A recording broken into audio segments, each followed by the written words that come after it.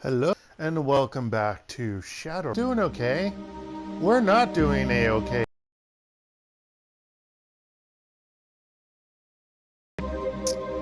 I was informed by my boss that we have a grade curve again. Yay for the semester. What he also forgot,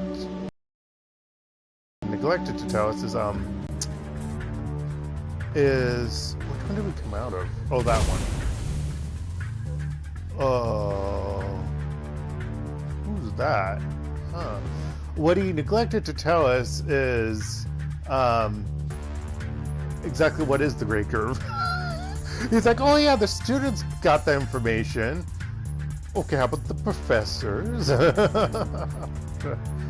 of course, I just happen to see this message because I never hear my phone decide to beep when I get information through the stupid application Kakao Talk for doing beeping them. Regular flip phones always beeped. Flip phones that I always get, actually not all the time, the text messaging beep also. My phone just doesn't like me. I thought it would be better than my old 4G, or not 4G, sorry.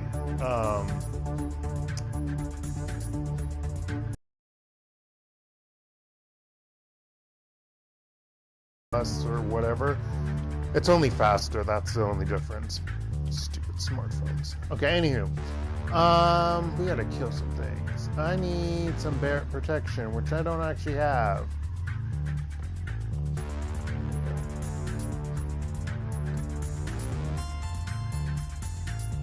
Get out of it. Oh yeah, I forgot we get double.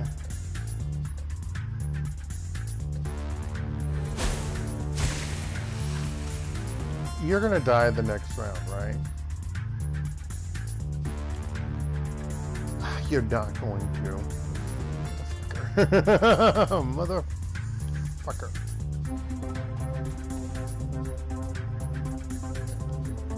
Motherfucker. You're gonna die.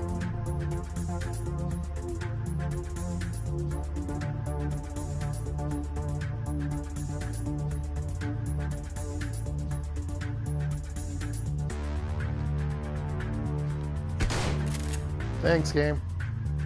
Fuck you. Or at least it was only AP. I'm okay for just being AP. That's dog. What is this? What is this dog? Dante? Jacob, what? Who would have thought? I mean, I knew.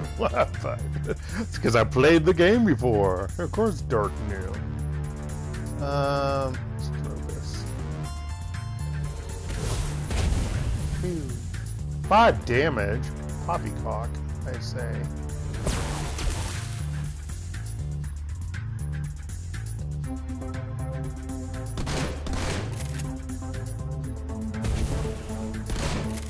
Dante! Bite that dude's head off. Or throw fire on that guy, one way or the other.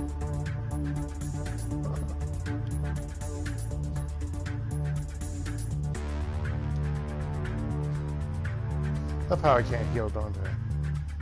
Game's like, nope, mother ucker.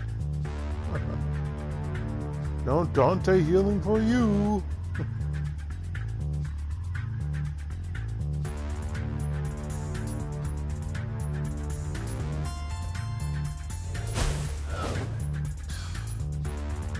Really? Really? You don't love me.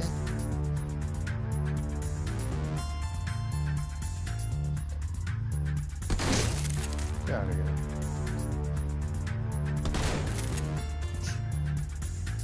There. 2 charges left.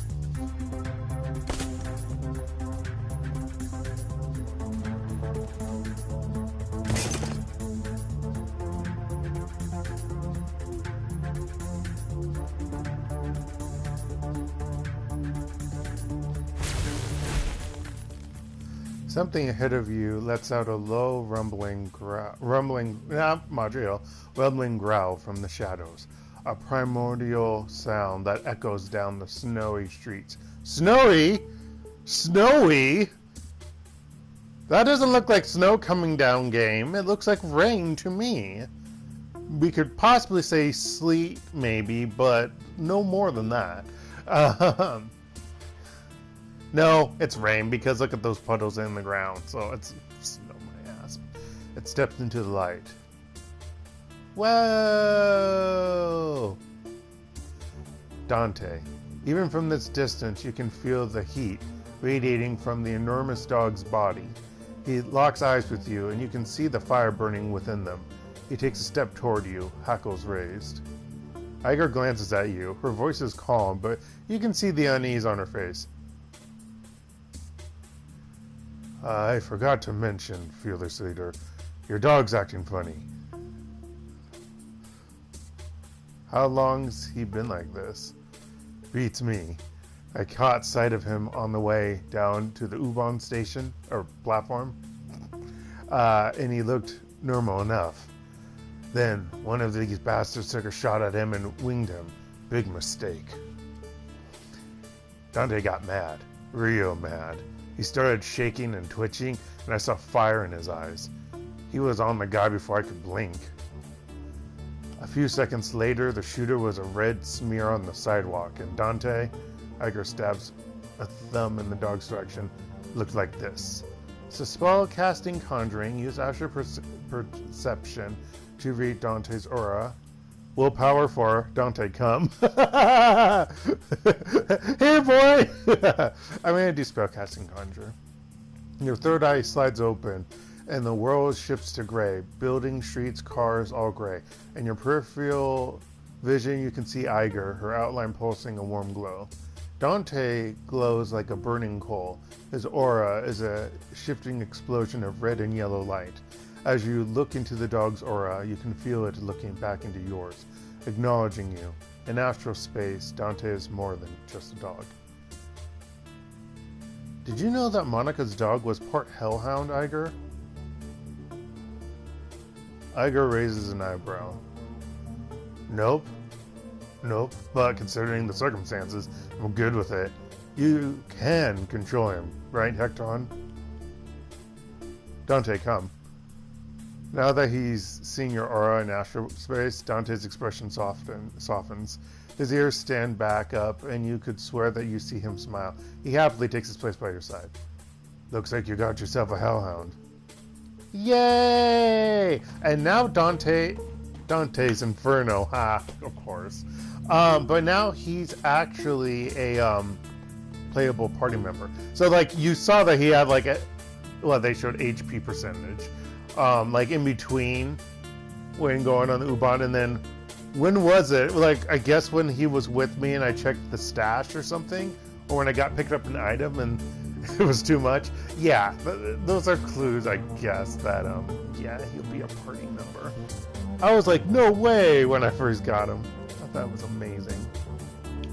Let's see. So Glory is over there, and Diedrich will be down here. Let's grab Diedrich first. Not that I really need to, but let's just do a save, shall we?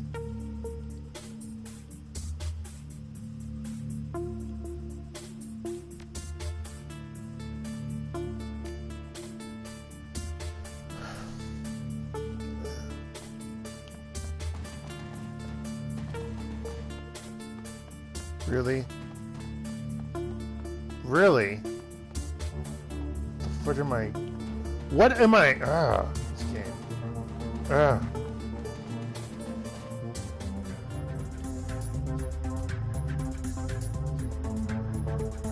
It's just chilling right there? Really? Why are you just chilling right there? Also, where are these enemies? Oh, right here.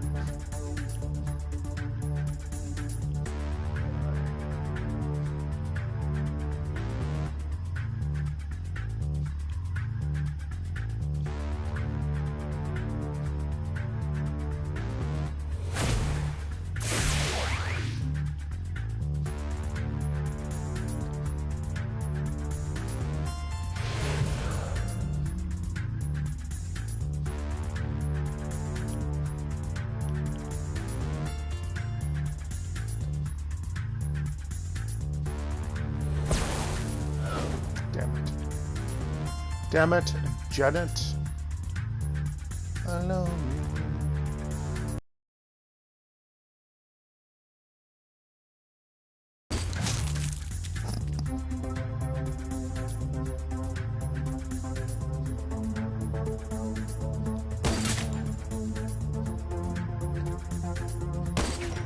Damn it, I could have killed him. Over here, boss.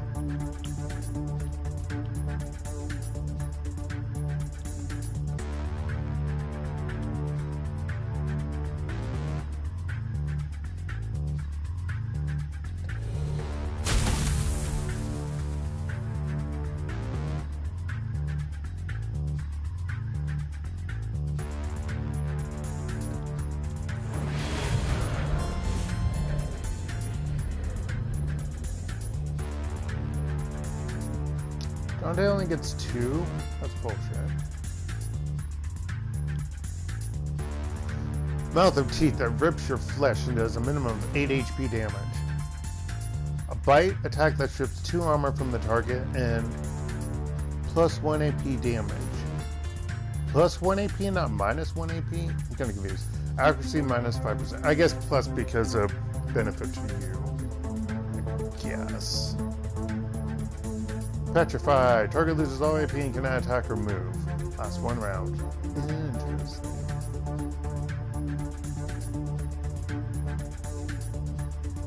Wow. Oh, there's another enemy down there. Oh, that's weird that he started off with 3. That's so weird that the game did that. Wait, Doggo has Overwatch? How does that work? I guess. No, that makes sense. 16. Flame Breath. Pack Tactics. Dante leads the pack. Allies within a range of 3 gain plus 1 movement. That's pretty cool. Haru! Sorry. Leader of the pack.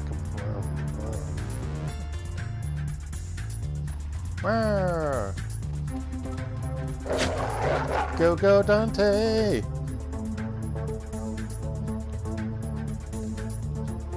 Yeah. Die, motherfucker, die! Try it again! Oh, he's gonna die, but... Die with... Okay, well, he's gonna die due to other stuff, so that's cool. Cool, cool, cool. I need you to...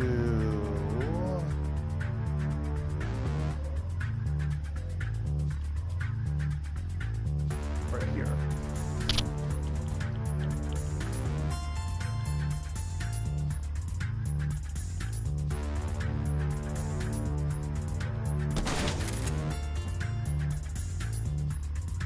Oh, there's this guy. I totally forgot this guy. Is that bad?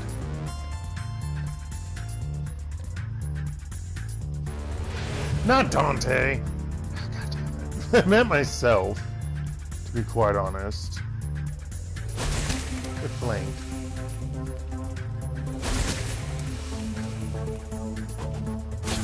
Ow! Did you kill your guy? No, you didn't. You didn't die! How did that happen? I'm not joking. That's obnoxious, really.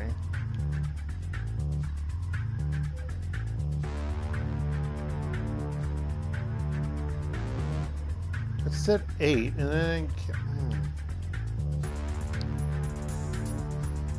Disapprove of that game.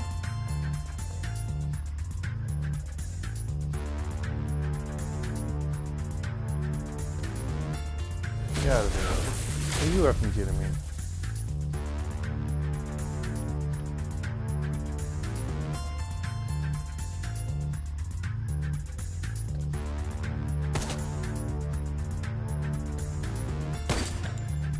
Dang it. Really, game?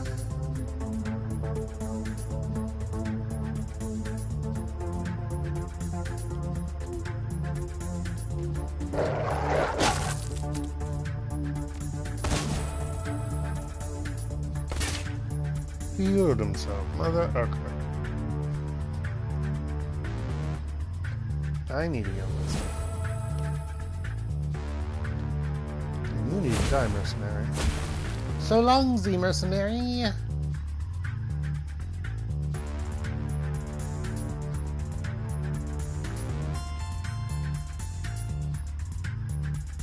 Where is this idiot? Over there.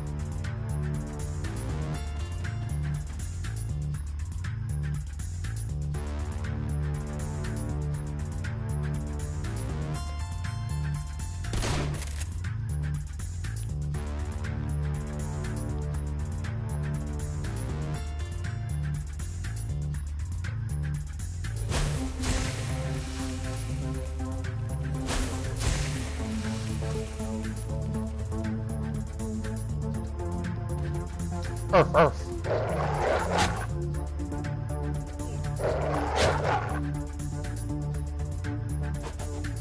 Oh, screw you. I was just gonna bite you to death. Okay, you know what? There we go.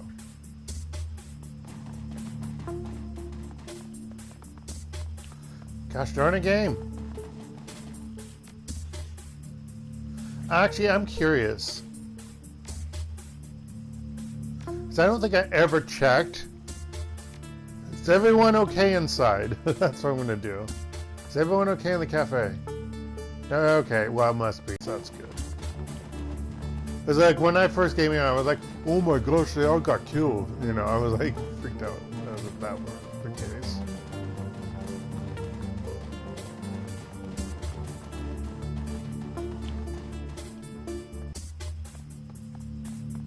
Coming in from behind, eh?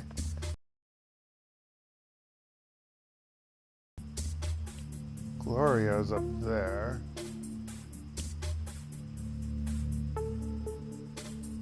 With her gun.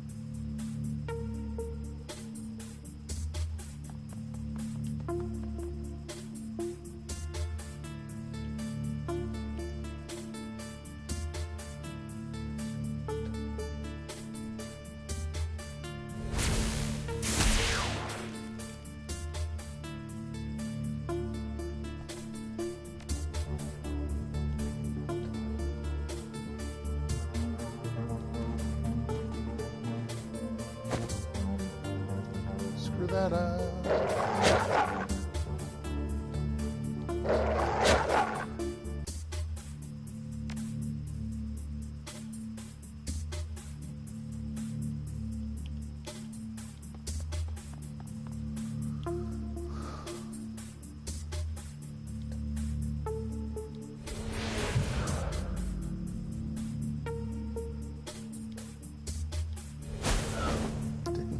Even though you're right there.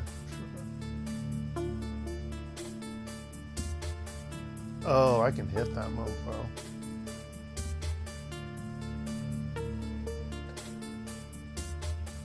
Bye-bye.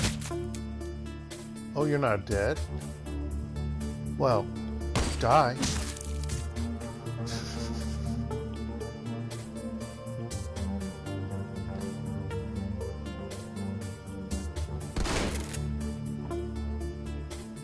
Took you long enough.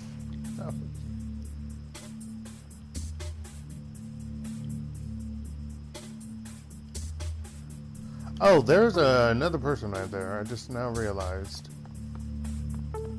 Also, why am I doing my gun? Whatever.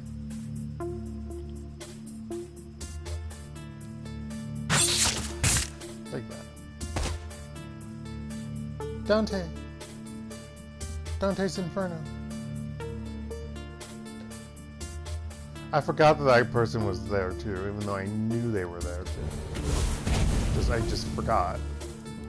How? Don't ask. Dark is amazing like that.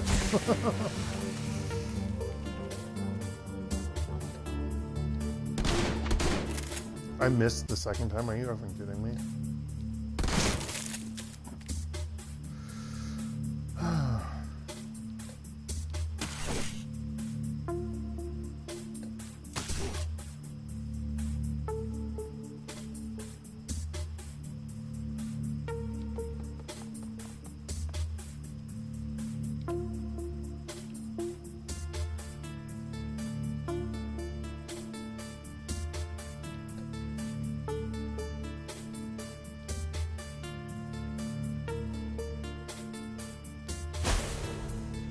I was gonna laugh if that hit.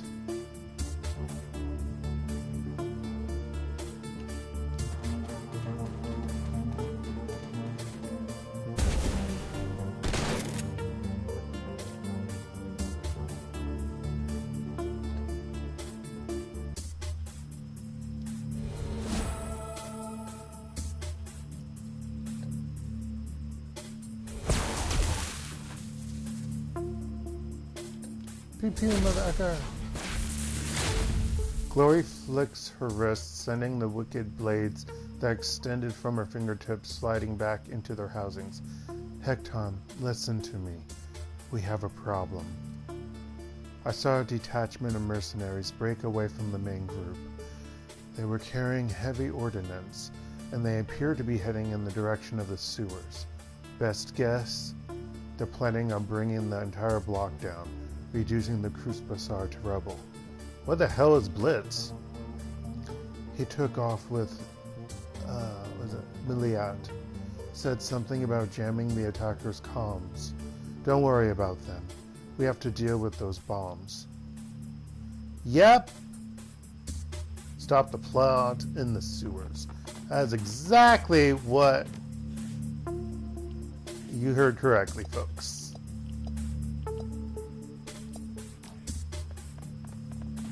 Annoying.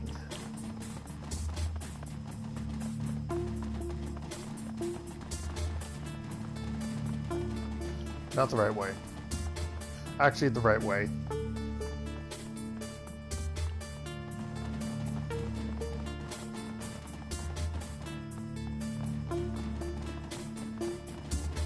Actually, I'm pretty sure.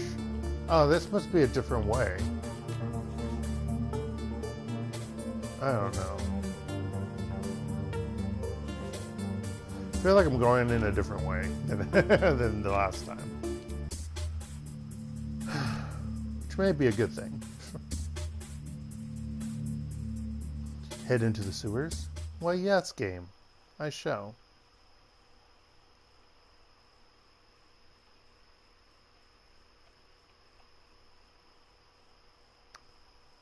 Beneath the Kreuzbasar. You and your team descend into the sewers, footsteps echoing off of the damp stone walls. You barely notice the smell. There's no time to waste.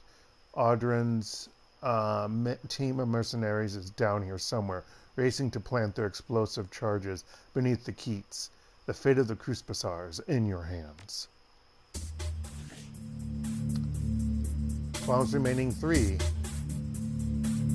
I actually can't see what that says. Does that say 11 or 21?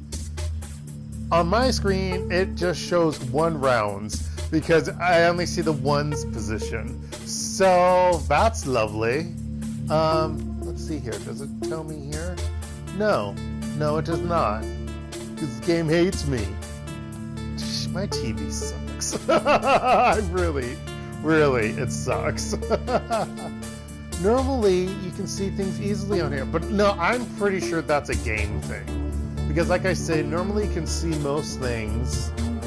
Well, no, because on the edge is clipped on, like I can see where the line is clipped on the TV screen.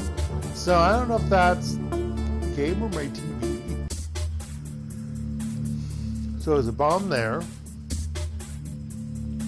Bomb right there. And then a bomb right there.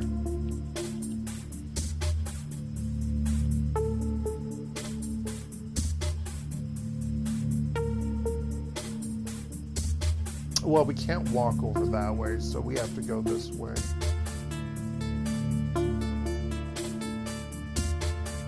Of course, it'd be great if I could actually see.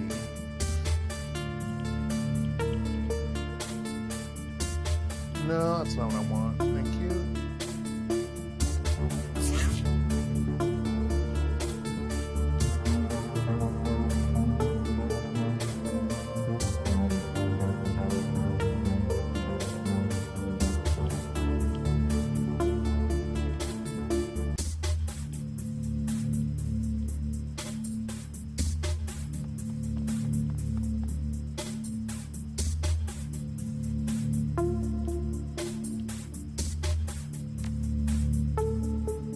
Dante.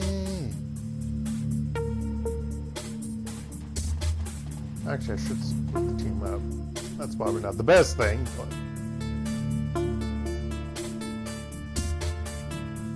Can I hit Dante from here? No.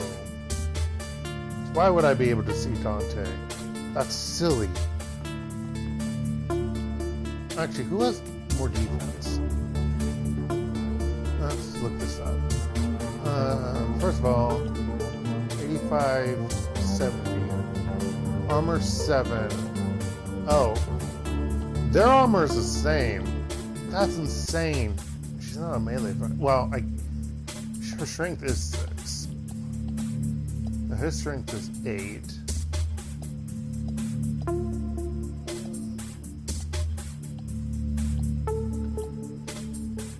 You have less dodge, so I'm gonna give it.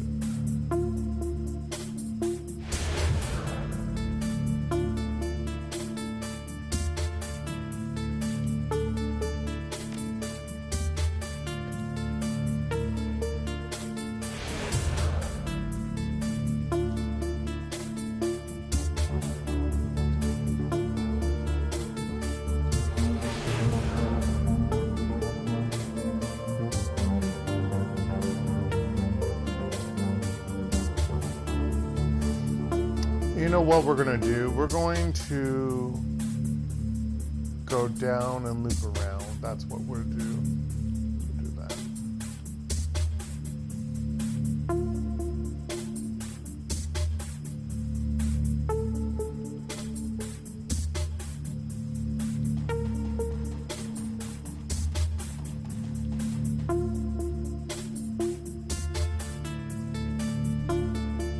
So, since we helped the ghouls,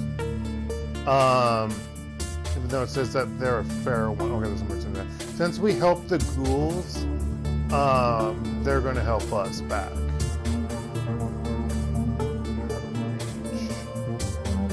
So yeah, that's another nice thing, because these enemies are in their territory.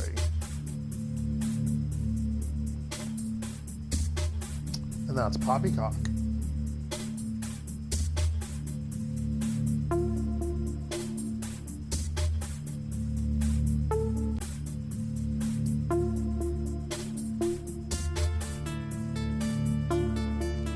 I assume I'll be able to see from in there.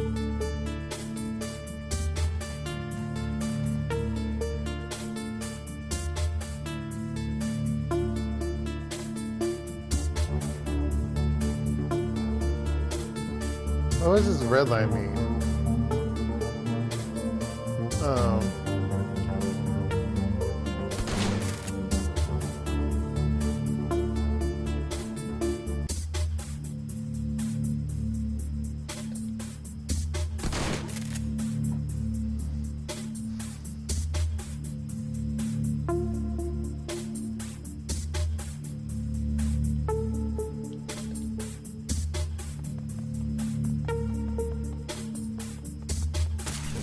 Look at that.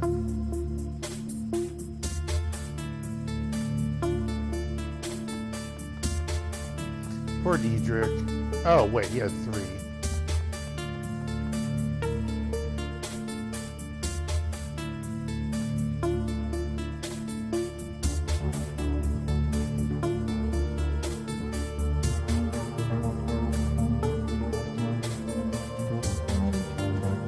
Fight the hired man.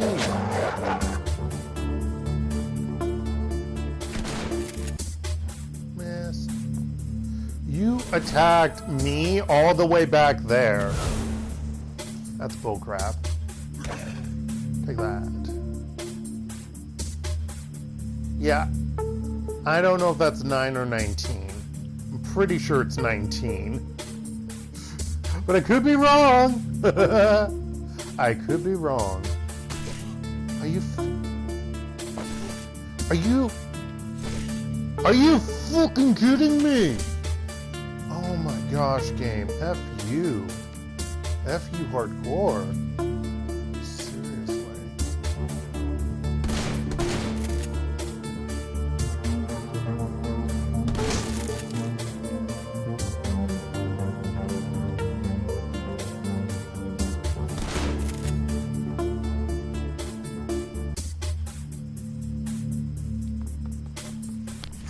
defuse a bomb, excuse me.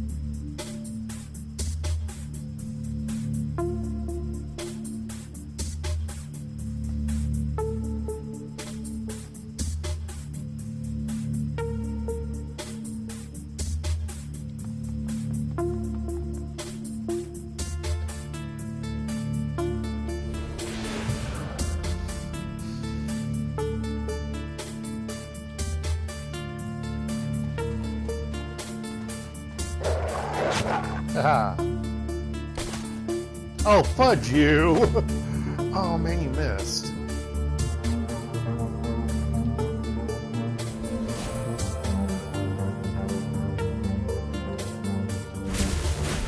Get out of here. No one loves you.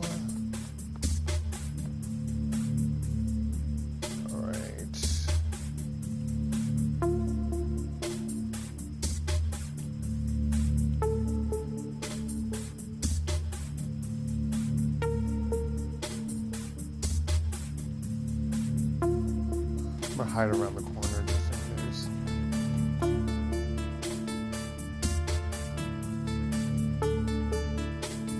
I say that, but then I move Glory around the corner.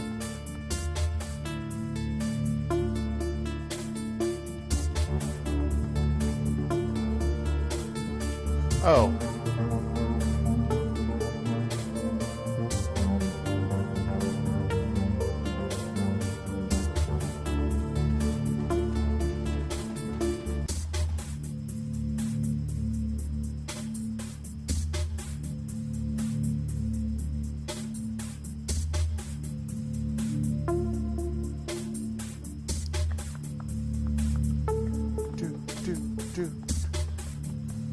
But seriously, like, you could probably see it on the stream.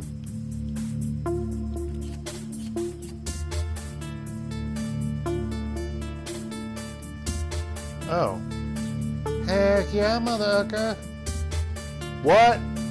So let me get this straight. The shotgun can shoot, but not that. Okay, that doesn't... Game, you make absolutely no sense. You know that, right?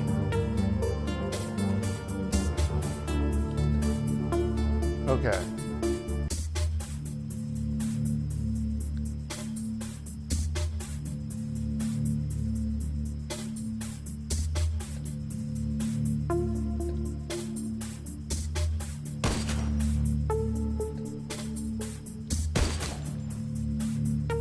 Really?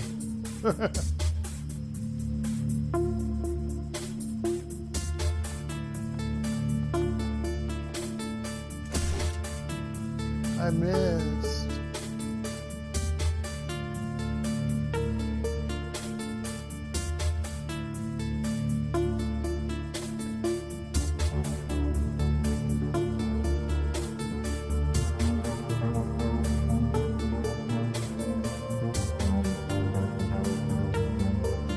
I know I'm going to be open, but I really want to hit that enemy. Don't defuse the bomb! Oh, I meant to hit both of them. That didn't work.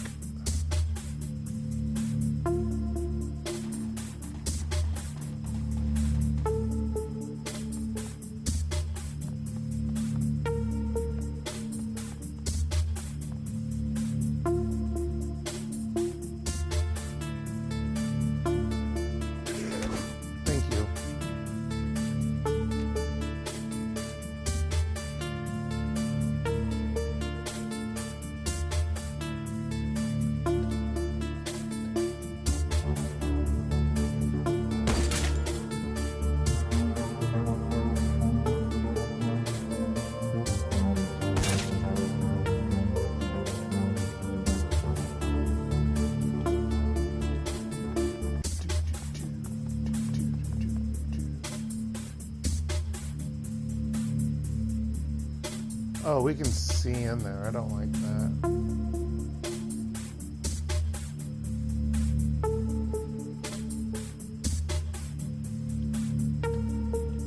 Well, actually, you know what? We're going to defuse a bomb.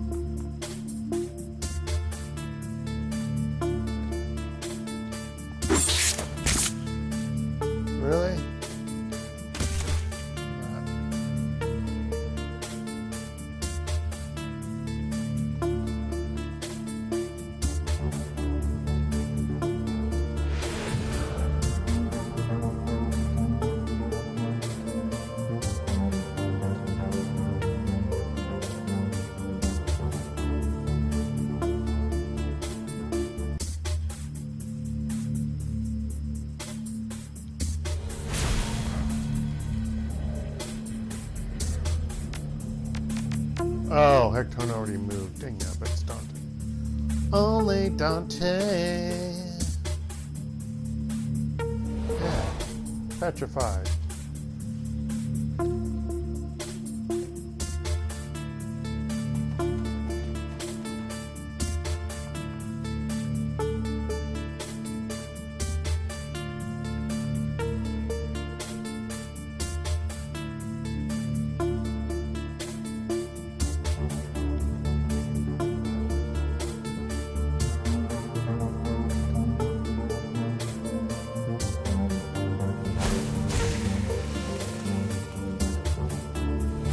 Get out of here.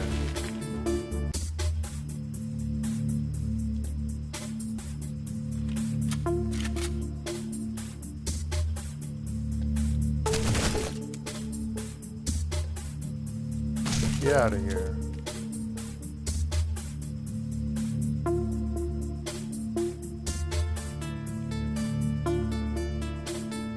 I forgot you can't walk across that. Oh my gosh.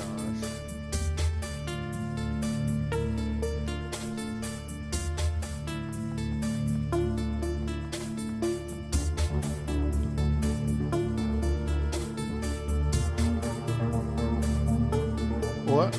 Energy tree?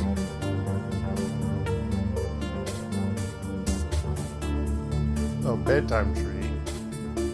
Energy tree. Joy Jerky's treat.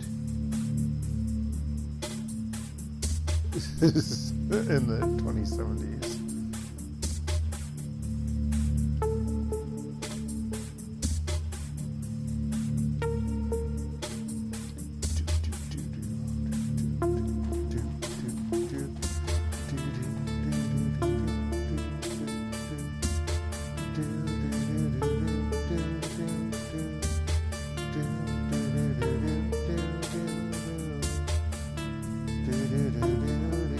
Stop pausing.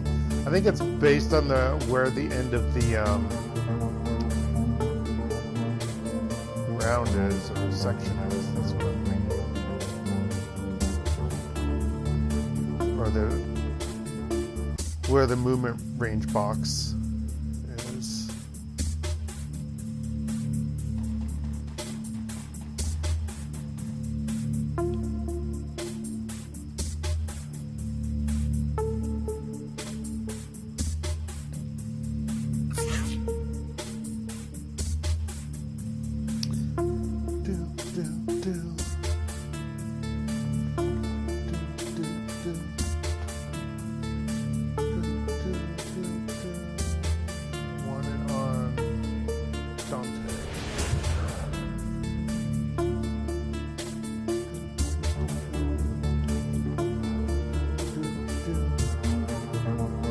Go Dante, go Dante, go. Go Dante, go Dante. Let's open the door. Why are you going that way? Why are you too confused? So messed up. Do, do, do. Do, do, do, do.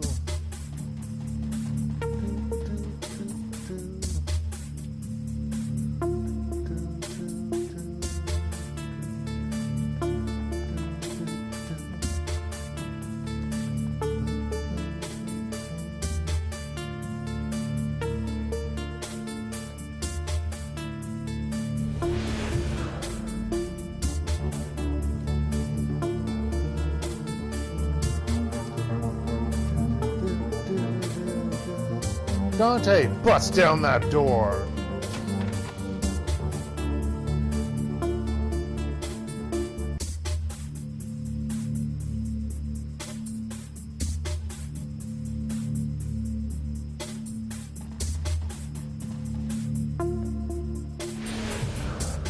Wonder if he can disarm. A bomb. Ouchie. Blocked. Yeah, now you figured out. Oh, it's because. Wait. No! No, you idiot! You have to cross the bridge! No! These ghouls. these ghouls.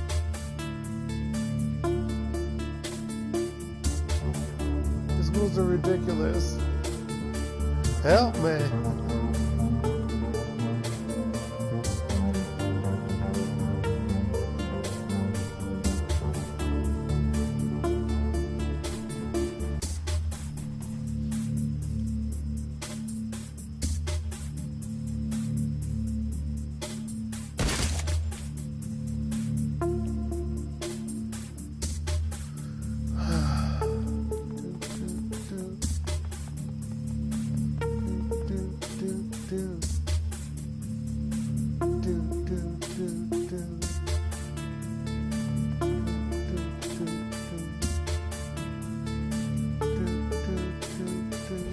Oh, it's already increased. Gosh darn it.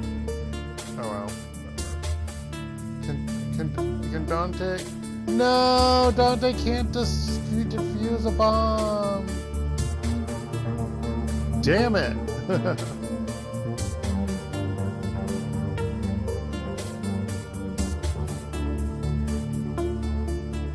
That makes me sad. Oh shit, I am so sorry. I am so sorry. Dante didn't realize. He forgot that the ghoul was there. I feel bad. I feel really, really bad. Oh my gosh. Dante was a bad boy. Also, there's apparently an enemy right here. I should hit both of them. Dante is upset with himself. Just saying. Don't you hit me. Damn it.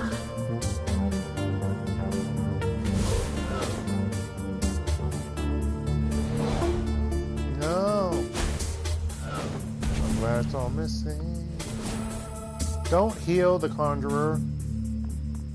Bastard. You stupid ghouls. Those two ghouls, I think they always do that, though. I don't remember them making it.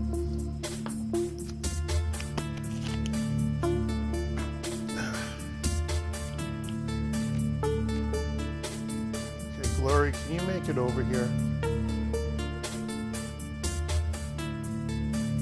Yes, you can. You need to defuse this bomb. Okay. Now, time to kill all these assholes.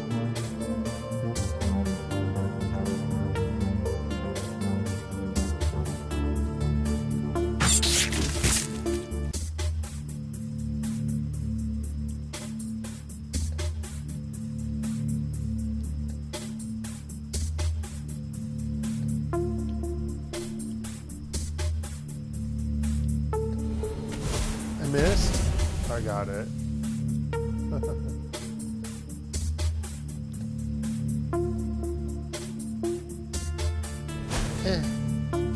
Hit the Conjurer.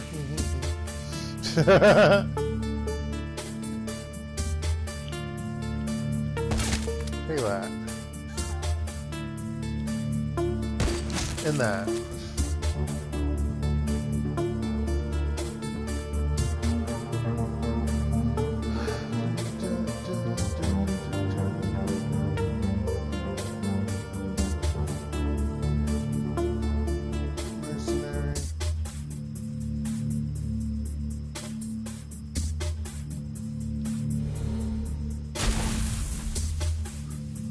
Go to sleep.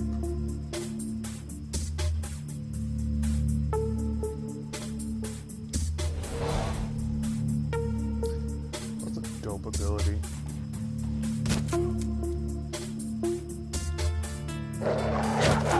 Why did I waste that when all his AP was lost? I have to reduce it reduces defense. Like, they almost want to make it, but then they screwed up.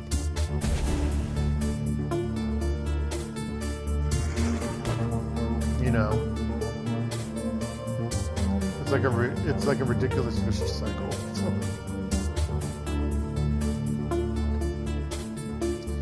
Bye, Sleeping Beauty. Or handsome, rather.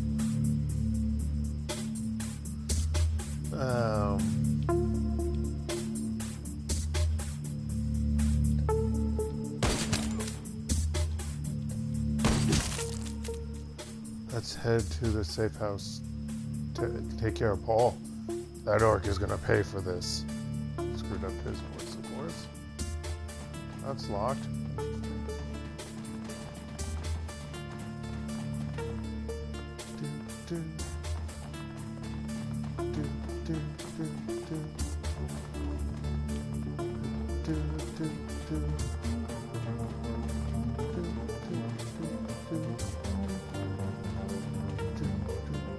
No, it's the same area. It just seems weird that it was like that. Anyway.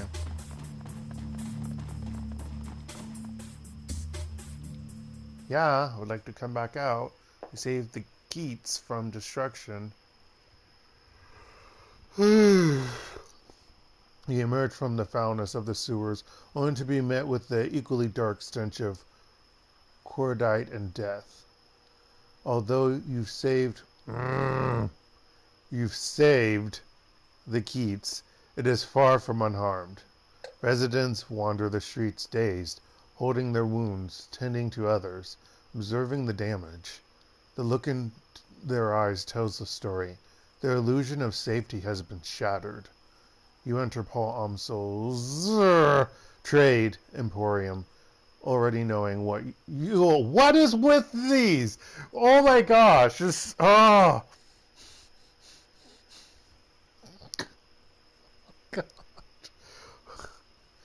Ever so often, fine, you have a spelling error, a grammatical error with how you spell with a contraction.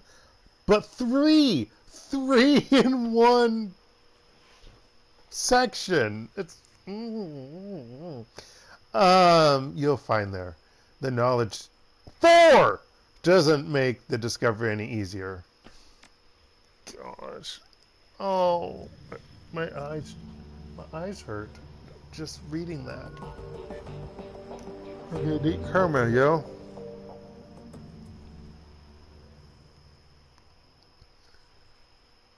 Once again, the team gathers around Paul Amsel, but tonight he has no more missions to offer and no advice to give. His body lies motionless on the hard wood, cooling in the night air. The ruin of his face has been hidden under a burlap tarp. For several minutes, nobody speaks. Finally, Diedrich steps forward. I think we should say something about Paul. There's another moment of silence, then Iger speaks up. I'll go. Iger brings herself to attention, stares straight ahead. Paul Amsel was an important member of this team, and he supported us well. He said what he was going to do, and he did it. That's rare. That's worthy of respect. She looks down at the body.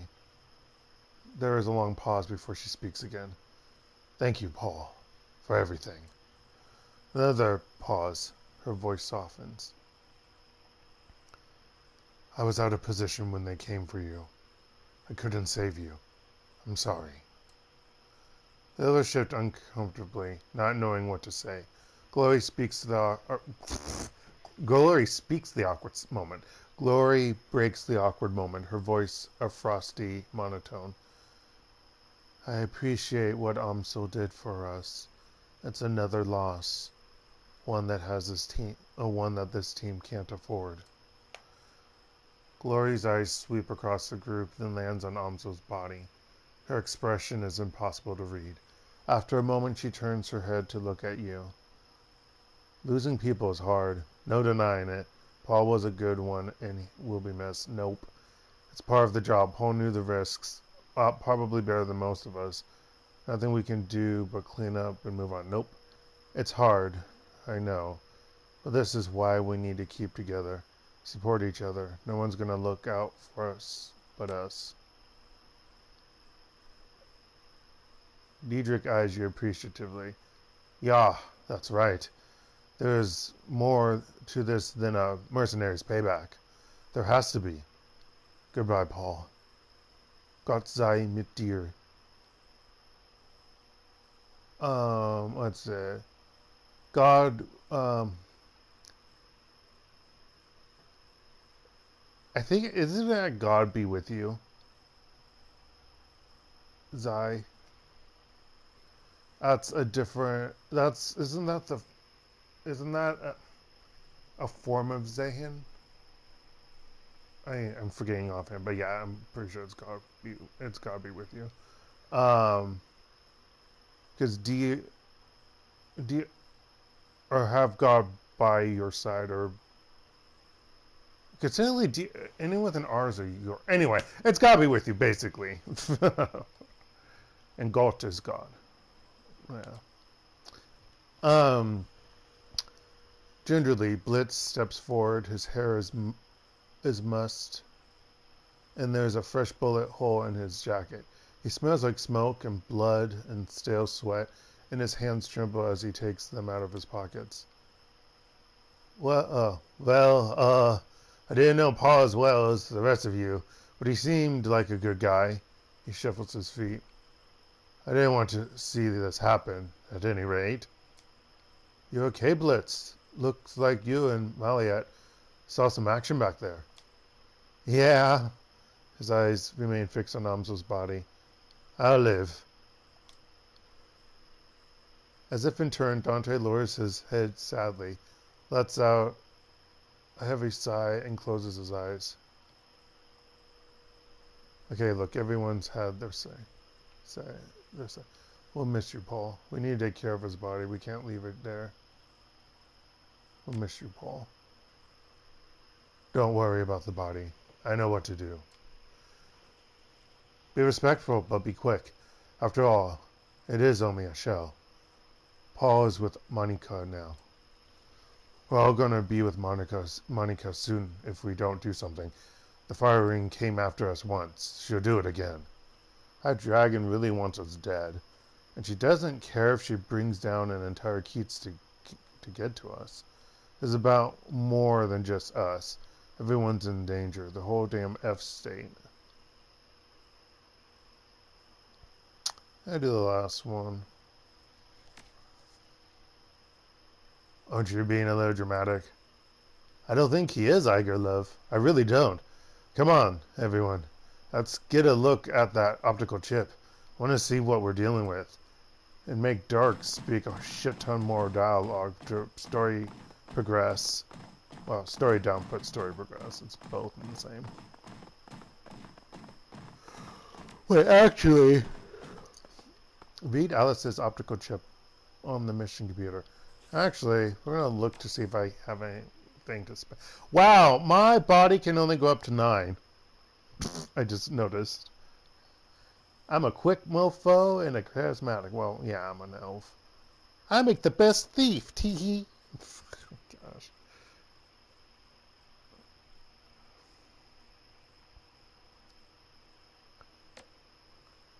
Intelligence only goes up to 9? What the fudge? I just realized that. Everything can go up to 15. No, okay, quickness can go up to 11 max. Willpower is up to 11. Oh, charisma is only 12. Oh, go figure.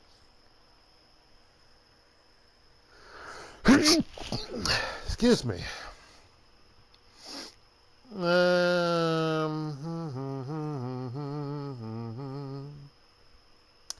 Bam, bam. I'm just going to leave it be for right now. Oh, people getting to levels.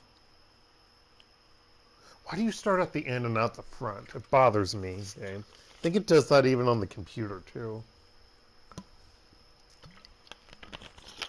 Computer version. Okay. So, Blitz. His body is +1. Quickness +1. Charisma +1. Intelligence +2. AP +1. Oh, probably because we didn't see him early. I don't know. Ranged combat +1, decking +2, drone control +1, SMG +1, ESP control +1, drone combat +1. Alright, so pain suppression, augment decking, or Nova Hot targeting, upgrade, mark target. Integrated tactical computer marks weak points on an opponent's armor. Blitz mark target ability now reduces the target's armor by 2. When Blitz is jacked into the Matrix, attacks on his physical body are reduced by 3. You know, as much as I like the whole... Oh, shit. Oh, this is the last level. They only go up to level 6. I forgot. Considering how... But I forget...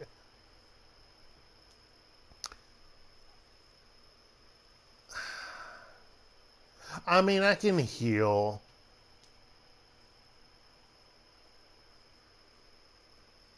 Plus, I just like the name Nova Hot targeting, so I'm gonna go with it. It's ridiculous, but we're gonna go with it.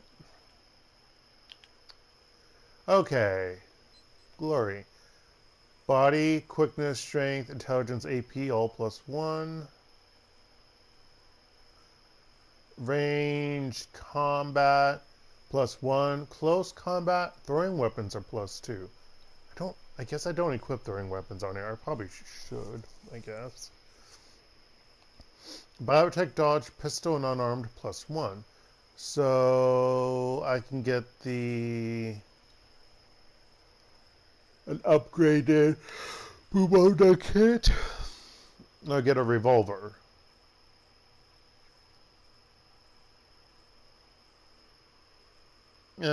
Well, that's nice and all, and I really should. I want her to have that always, so we're going to do that instead. So I don't have to buy. She can get that, and it's automatically 100. She comes with one. Alright, body, quickness, strength, charisma, willpower, AP...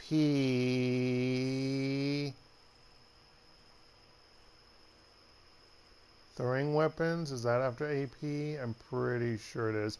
+1, spellcasting, conjuring +1, spirit summoning +2, and spirit control +1. Alright, so it's a Dragon Slayer thing, so either his wrath or his shield.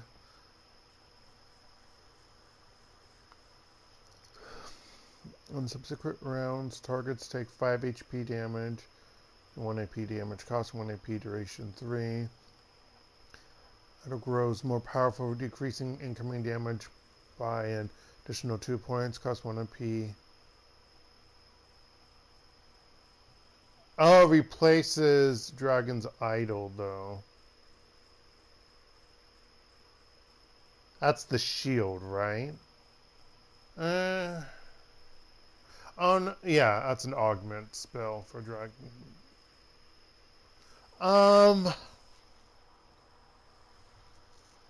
He's usually not surrounded, but at the same time, he's not really near people. But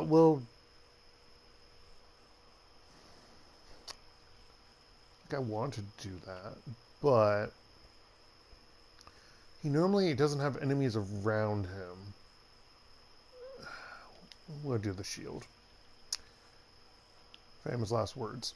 I really need to see if I can do more spells on him. I think I can. I think his spell slots are maxed.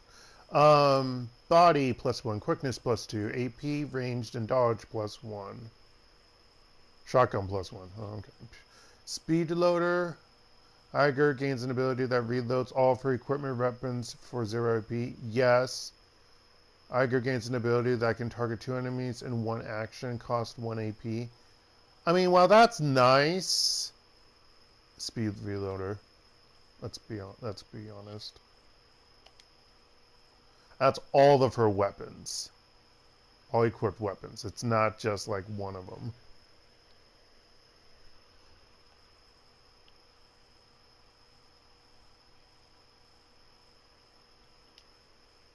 Okay.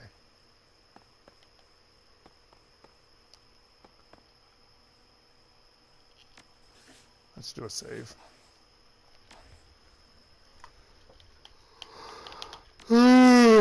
Excuse me.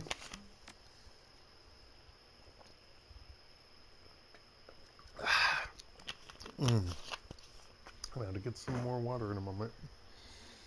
Actually, when I get up, I'm probably going to brush my teeth and whatnot. The cool blue tones of the workstation's main menu fill the screen. A blinking message in the upper right corner notifies you that you have one unread message.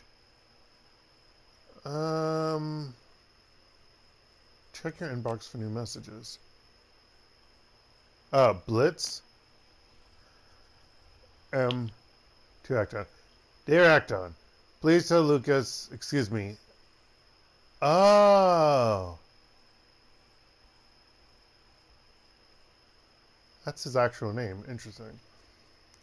Dear Hekton, please tell Lucas, Blitz, that I'm proud of him for not being an idiot. In all seriousness, I know that the first impulse must have been to come riding to my... Oh! Hey, Blitz, I think this is your girlfriend. In all seriousness, I know that that his first impulse must have been to come riding into my rescue, despite the fact that I didn't want him to. The fact that he was willing to listen to me and stay away, well, it means a lot. Oh, wow. He actually did. M, it's her name, not M. Sorry. I wish that I could tell him everything. So much has happened. But for now, I'm afraid that I have to keep quiet.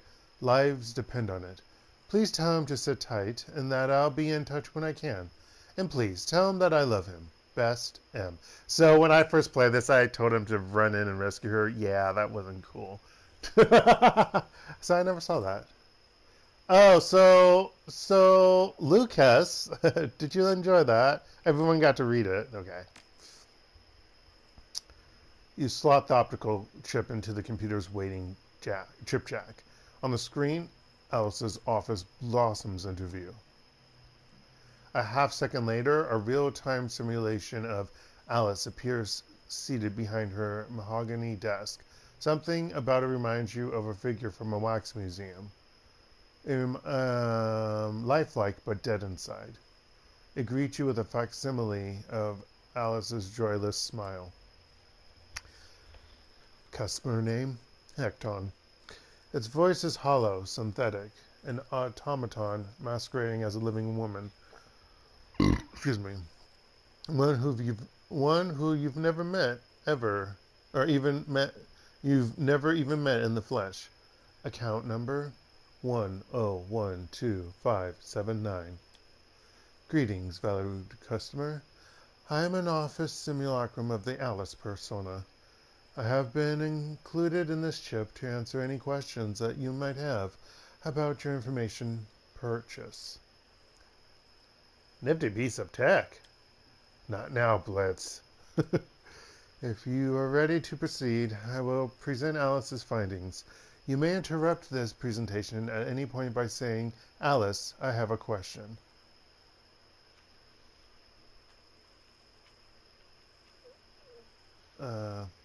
Ready, let's get this show on the road. Very well.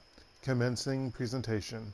Simulacrum goes rigid for a moment, then seems to relax. When it speaks, it sounds more natural, as though the real Alice is speaking through it.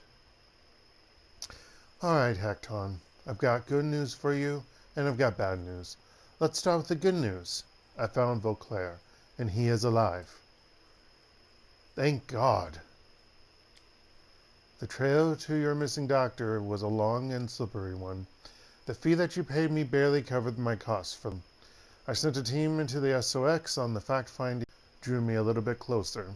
And finally, I found the place where Vauclair is being held. The simulacrum makes a sweeping gesture with its right hand, and an image switchblades onto the screen. A grainy overhead photograph annotated with map coordinates. You recognize it immediately. This is where you'll find him. He's being held captive at a remote estate called the Harfeld Manor. You've got to be kidding me. He was there the whole time? Glory says nothing. She just studies the photograph and nods. Okay, nobody tell me, I get it. This is something... Alice, I have a question. Simulacrum hitches again, and you can feel the F you, internet.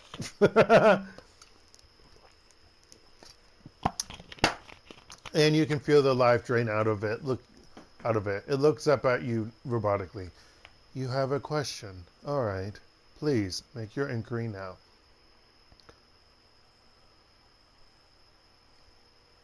You said that Vauclair is being held at the estate. What evidence did you turn up to support that? One of my assets at Transys Neuronet provided me with a video feed dated 2053-10-10. The feed was taken by a corporate surveillance drone. Playback commencing. The screen is filled with a grainy black and white video feed. You recognize the Hartfeld Manor photographed from high above. The camera pushes in and the image sharpens. Through a barred ground-level window, you can see the shape of a stooped, emaciated figure. His body shows clear signs of neglect. The figure is unmistakable. It's Vauclair, 20 years older and worse for wear. His skin hangs loose on his bones and his cheeks are hollow. There is a distinctly gray pallor to his skin. That's Vauclair, all right. What's left of him, anyway. Doesn't look like they've been feeding him much. He shakes his head. Poor bastard. Another figure steps into frame behind Vauclair, an orc. He turns his head slightly and his skin grafts catch the light. Vauclair slowly turns to face Aldrin and the video feed cuts out. The simulacrum stares at you impassively. Do you have another question? What else did you turn up about the Hartfeld Manor? Seismological data and thermal imaging confirm the existence of a large, hollow chamber underneath the estate. It is my suspicion that Dr. Vauclair is being held somewhere within this substructure. If Wershring has kept Vauclair trapped there for almost 20 years, she's got to have a reason for it. It takes effort and resources to lock a man away for that amount of time. So what's her endgame in all this? Why not just kill him and be done with it? Malice, revenge, who knows? Remember, this was the man who shot her down. Excuse me. He sent her crashing into a radioactive wasteland. If somebody did that to me, I'd want to hurt them too. And I'd make it last. I think it goes deeper than that. According to Winter's DVD, Vauclair designed the experimental weapon that shot her down. And that weapon split her body from her essence. Glory glances down at her own steel and chrome arms and suppresses a shudder. If I had to guess, I'd say that she's trying to make him fix whatever he did to her. That's what makes sense to me. There is a moment of silence as the group processes Glory's suggestion. Before anyone can speak, the simulacrum cuts back in. Do you have another question? No more questions. Let's get on to the bad news. Very well. Very well. Feel free to interrupt again with any future inquiries. Simulacrum pauses and a brief tremor washes over its body. Its eyes flutter and you can hear the sound of your computer working to process more of the chip's data. Iger turns to address the team. If Vauclair's at Hartfeld, we've got problems. Last time we broke into that place, they took Monica out. It was a miracle that any of you got out alive. Yeah, but now we know what's down there. This time we'll be prepared for it. We can handle this. Iger shakes her head. No, it'll be even worse this time. The first time when we went in, we had the element of surprise on our side. But now they'll be expecting us. They're hunting us, remember? The security team is going to be waiting for us, Diedrich. That Aldrin bastard is going to be waiting for us. And even if we make it past them, we're going to have to deal with the dragon in the basement. Well, what else can we do? Cut and run? Last time I checked, that wasn't an option either. Even if we were, I wouldn't take it. I'm not running from this, not after what they did here tonight.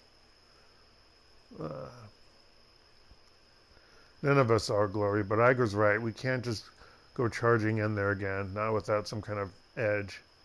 I'm with Diedrich. No guts, no glory. I still haven't completely ruled out the cut and run plan. Let's do the top one. The simulacrum jerks back to life. It resumes speaking, blissfully unaware of the conversation that's cutting off. That it's cutting off. And now, Hekton, on to the bad news. You know where Vauclair is, but rescuing him will not be possible. Alice, I have a question. He continues without waiting for a response. Why the hell not?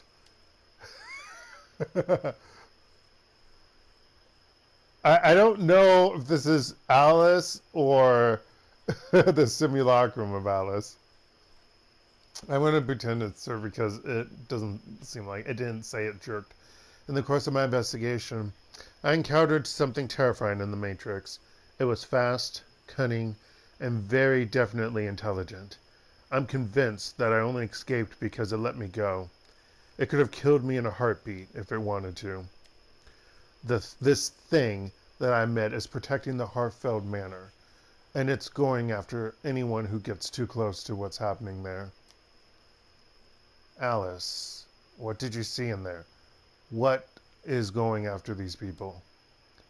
By way of explanation, I would like you to read the following document.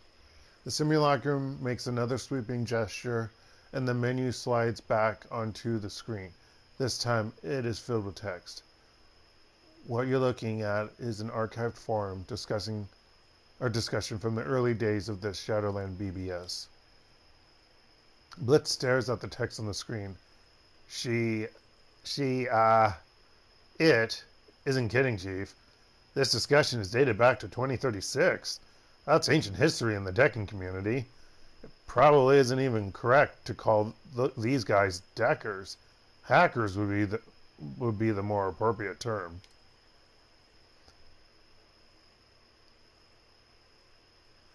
When you're finished reading it over, say, Alice, I'm done, and we can continue. Read the archive discussion. And on that note, I need to get some water and also brush my teeth and go use the restroom. So I'll be right back.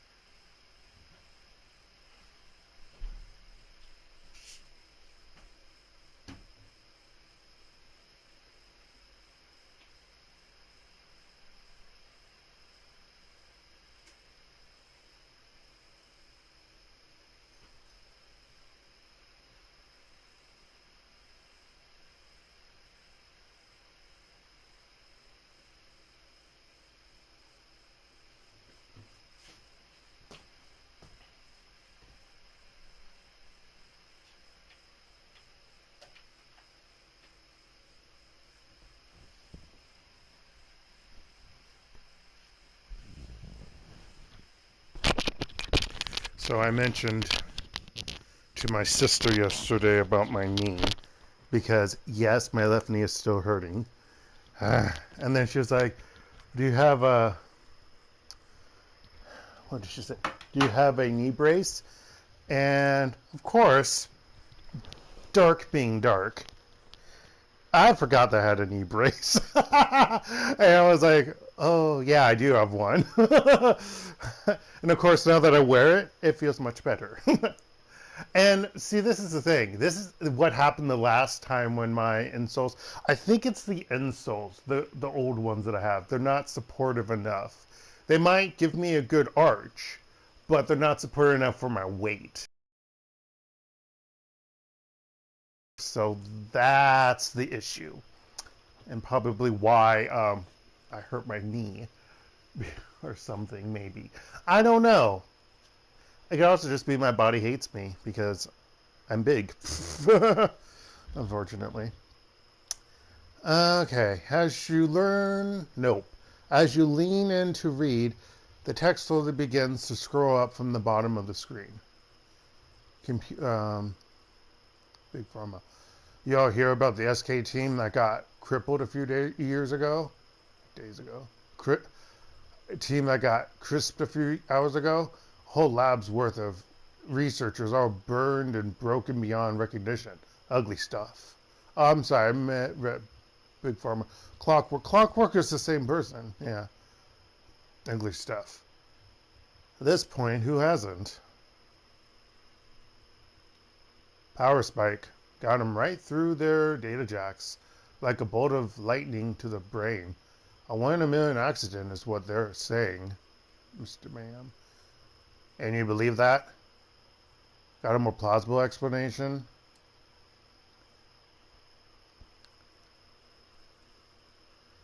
Yes, actually, it was a cleanup operation.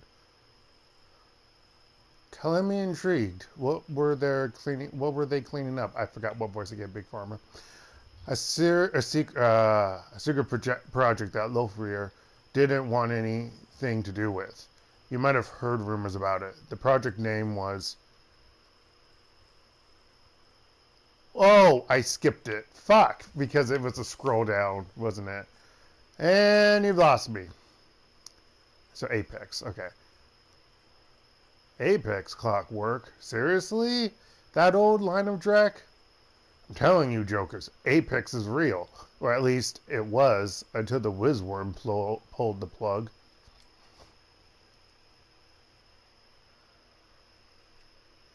Come on, Clockwork. We're still decades away from seeing a fully functional AI. You know that. Those Apex stories you've been floating around, they're just some conspiracy nuts wet dream. Fine, keep your heads in the sand. Some of us know the truth when we read it.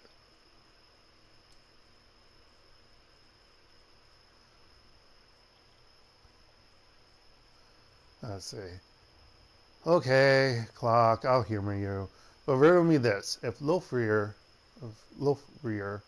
had an armed and operational AI in his claws, why kill it?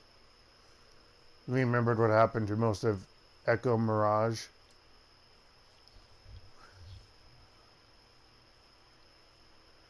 The crash virus killed them. Fried their brains.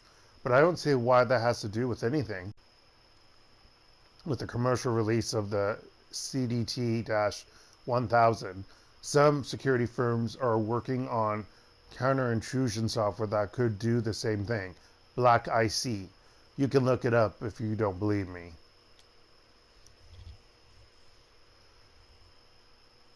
Whoa, scary stuff, man. Well, the goal of the Apex project was even scarier. IC waits for you to come to it. Apex wouldn't be bound by those restrictions. It could go out hunting, hit its targets when they least expected it. That's why they called it Apex. It was designed to be the apex predator of the digital world.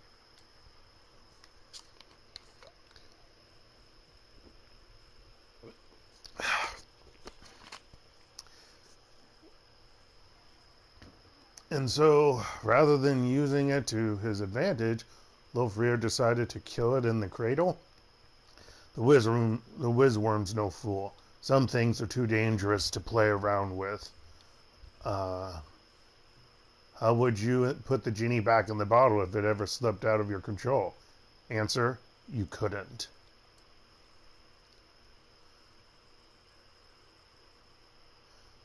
And then it would take over the world. Okay, this thread has officially gone off the rails. I'm closing it down for the good of mankind. Alice, I'm done. The simulacrum jerks back to life, then settles into a neutral pose. It's annoying that it doesn't indicate when it flips back and forth like that one time, but other times it does. There are no official records in the Shadowrun database to support Shadowrun database that supports the existence of the Apex project. But the thing that I encountered was Apex. Of that, I'm certain. Just as I am certain that Apex was responsible for the deaths of Monica Schaefer, Green Winters, Clockwork. Oh, I thought they had Clockwork because they said like Clockwork. I guess that's a different person, maybe?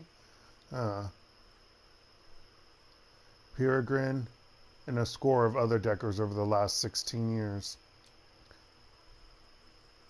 Blitz raises his hand. I love it. Hold up. Alice, I have a question. I thought they said that Lofreer didn't kill Apex. They speculated as much, yes. They were wrong on that count. I do believe that Cedar Group was developing Apex as a tool for Matrix warfare. I'm also convinced that the IT personnel who were killed were the Apex development team. But I don't think that Lofreer was responsible for their deaths. Apex killed them. That'd be my guess, yes. In the turmoil surrounding Lofreer's buyout of Cedar Group, a number of projects went missing. I believe that Apex was appropriated by a member of Führerschwinger's organization at this point. It was then unleashed on its own development team to silence them. Since then, it has provided information control for the Firewing. A pet AI would explain how Führerschwinger has managed to maintain her conspiracy and avoid detection for the past 2 decades. Anytime anyone gets close, the AI takes them out and scrubs the record clean. So there's your bad news, Hekton. Claire is being held at the Harfeld Manor, but knowing that does you no good because you can't approach the place. I doubt that you could open the door without Apex frying you. We did last time. Well, we did last time. They were trying to protect their secret. Like Aldrin said, if we hadn't gone down there, hadn't gone down into the basement, they'd let us go.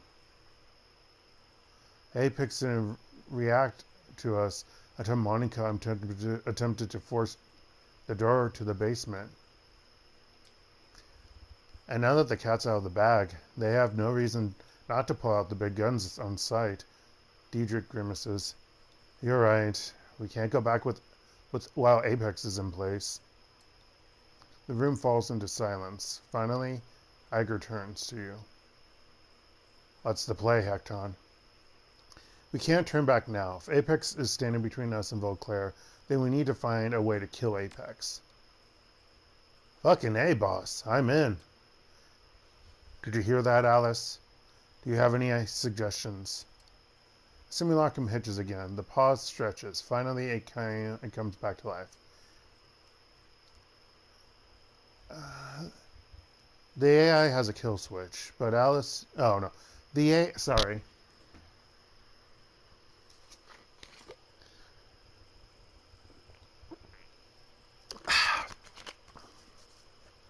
The AI has a kill switch, but Alice deemed any additional contact with Apex to be an unjustifiable risk.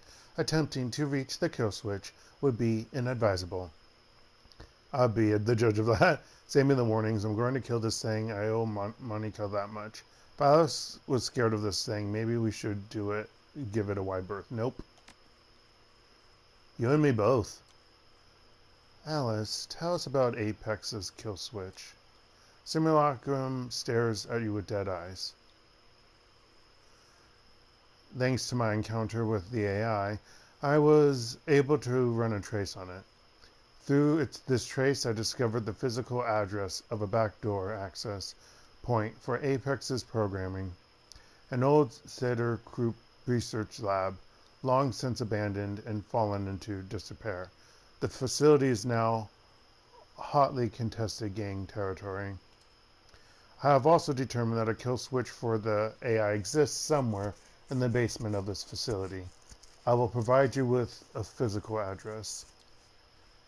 I don't like the smell of this, Chief. It didn't say... It said that Apex let Alice escape. He turns to address the simulacrum on the screen.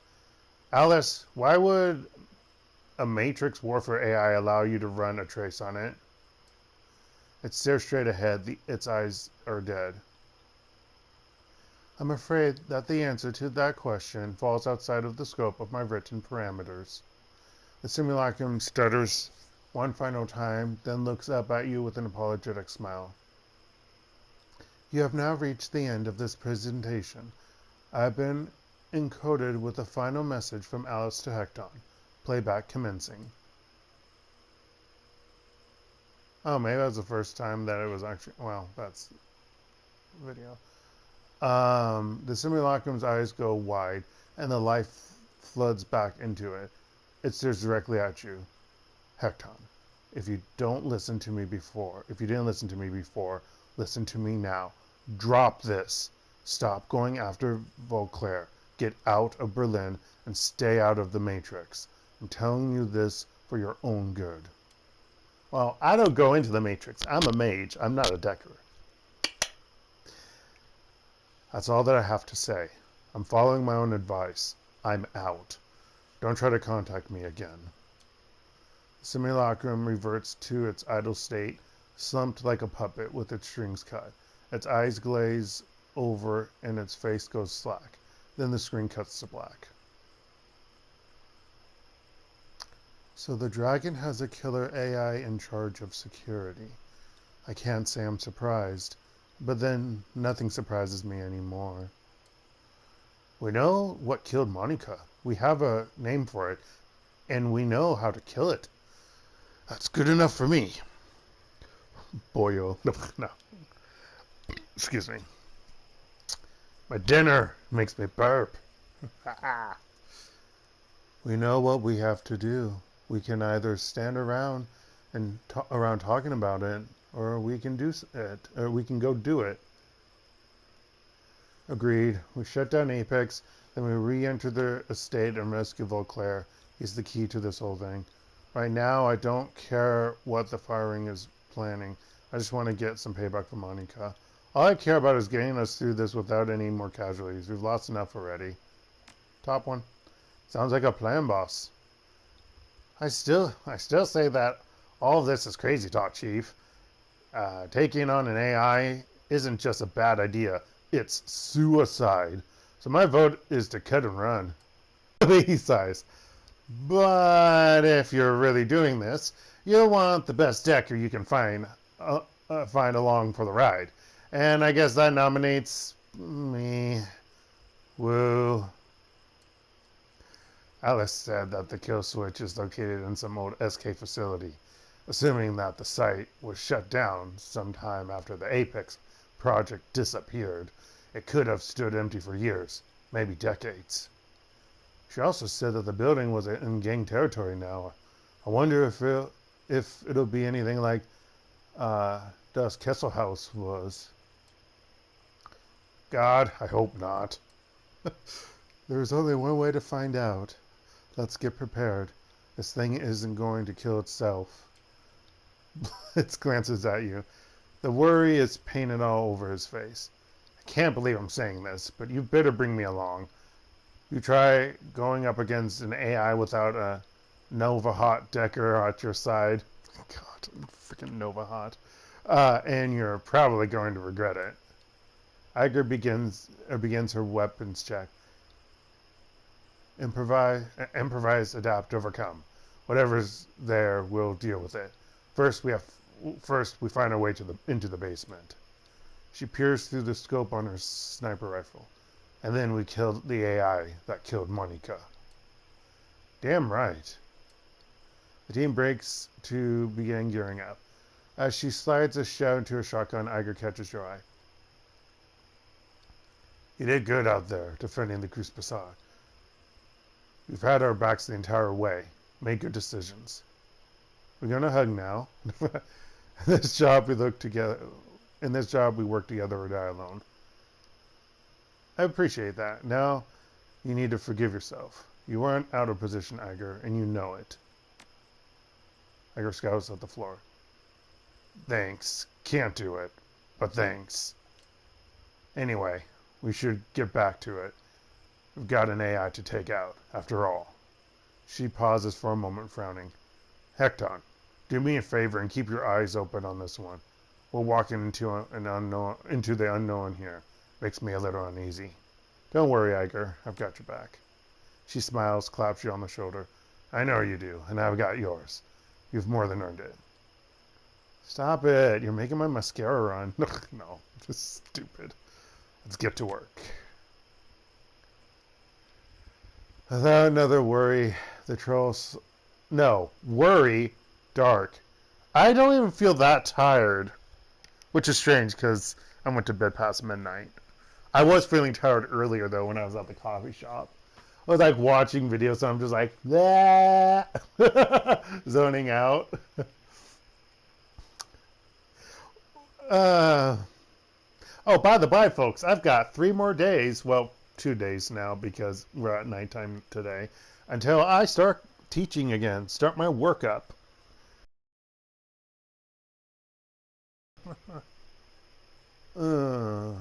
Fun times. Did my boss send me a text message back? I know I got a text message from a dating application. Probably some bullcrap. Oh! So the department says that students saw the students know about the grade curve, but we don't actually see it. That's such bullshit. I didn't see the. But it's the grading curve that we used before the pandemic. Oh, it's the same grading curve that we used before the pandemic changed. Okay. At least it's not a new one. He said new, and that threw me off. I wish he... Yeah, okay, anyway. Okay, so it's that crap one. That's the thing that bothers me with Korea, is that they have the grading curve, and then, to make matters worse, every university has a different grading curve. So you're screwed from the get-go if you don't go to, like, the quote-unquote top-tier school, because, you know, it's the ranking system is real here. I mean, maybe it's real in the USA. I never thought it held me back, but then again, I was never in, like, a certain type of line of work or planning to that would be, like, making the big bucks, so... Speaking of that, I actually looked at, ever so often I look at job postings in the USA, and there was a community college position that I could possibly do, because you just, and it was tenured. Well, no, was it a community college? I think it was, with the tenure position, and I was like, oh, tenured with an MA, whoa. And I was looking at the pay range, and I was like, whoa, in the 80,000 K, or 80K range, whoa! To me, that's a lot of money. I'm pretty sure it is, because what? Wouldn't the average be like 40K for people? Maybe? And 20K now is poverty line? Or something like that, some BS crap like that. Yeah. Anywho. Excuse me. Oh my gosh. Burping up dinners. Bleh. So another word, pre-mission checklist.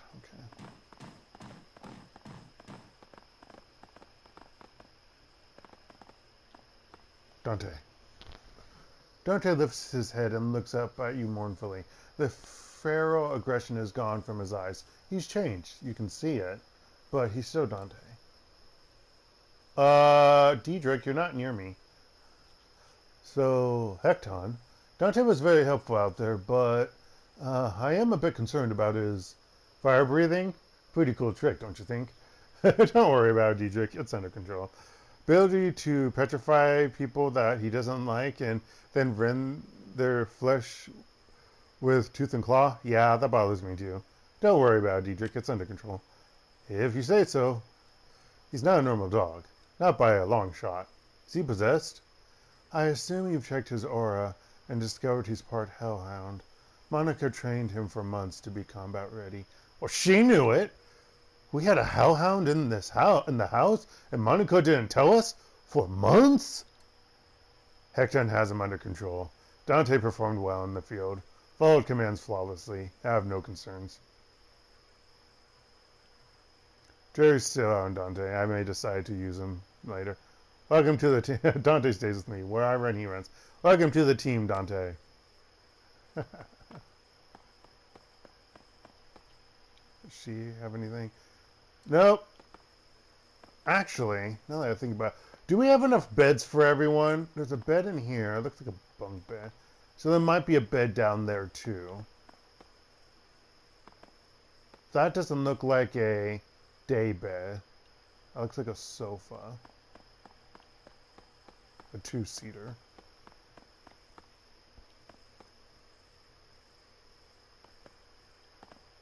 Okay, there's two more beds there. And there's a bed / two. I don't understand that one. That one looks like the top collapsed on the bottom. So let's say it's 1, 2, 3, 4, 5. How many people were there originally here? 1, 2, 3, 4, 5. We need one for Amzal. Well, I mean, he's gone now, but like, there should be a 6th bed someplace. I don't see a 6th bed. Maybe Amsel had an apartment someplace else. I don't know. Do you have anything else to say? Okay, nope. Do you have anything else to say? Any updates on Alexander? Do you have anything to say about the message I've read from your girlfriend in front of everyone? Blitz is clearly still as tense as a...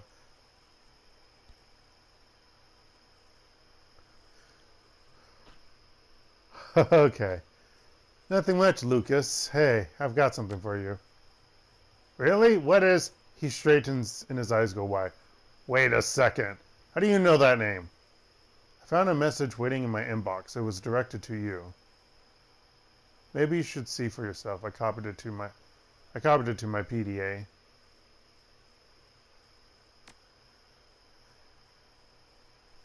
He grabs your wrist and pulls it toward himself, angling his head to read the screen of your PDA.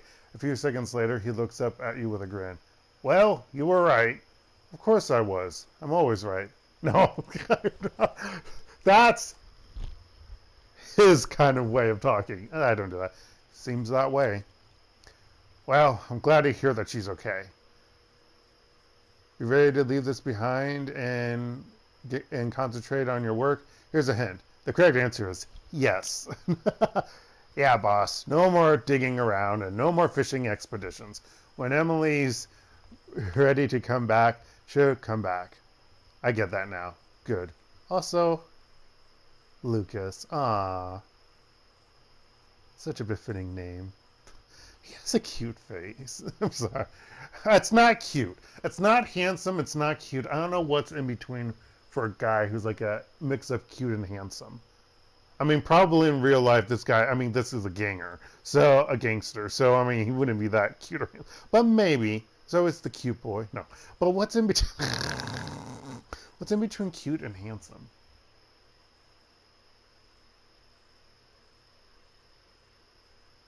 I don't know.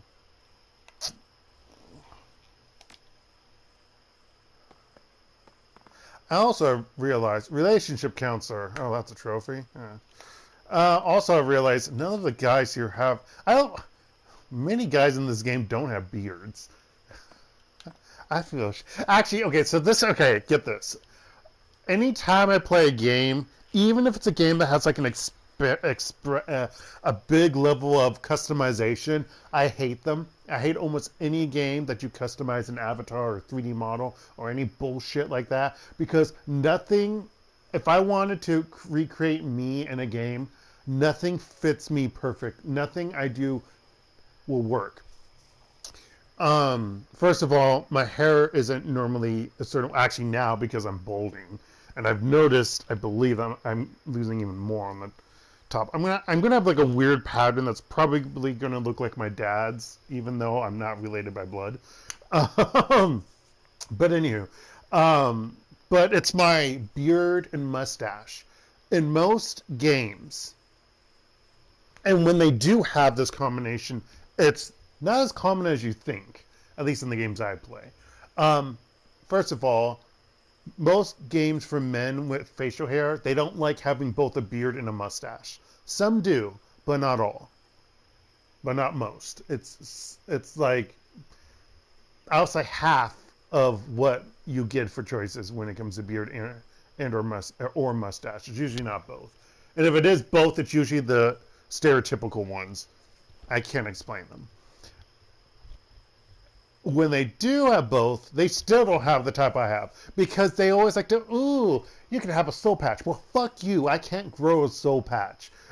I can't grow on the front of my chin. I can only grow at the bottom of my chin where the beard goes down.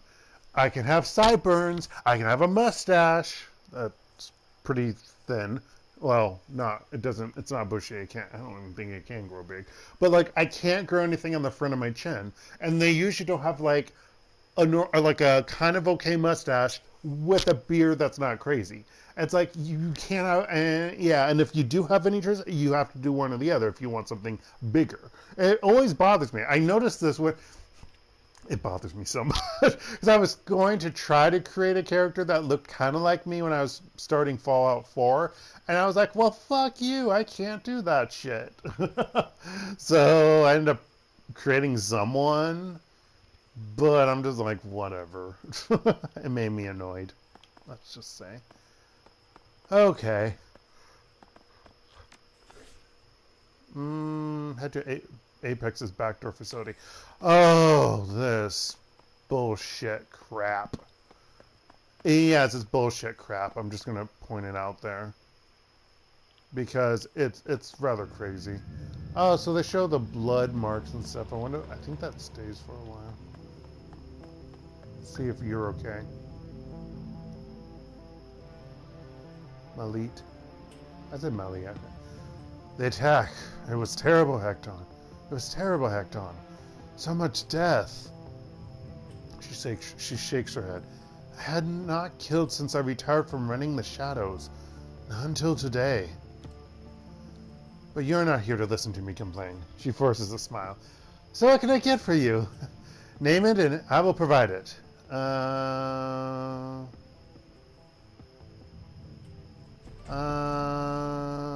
Let's just say that one. She says the same thing. I don't think there's anything. No. Oh, I didn't look at the other stuff. Hold on.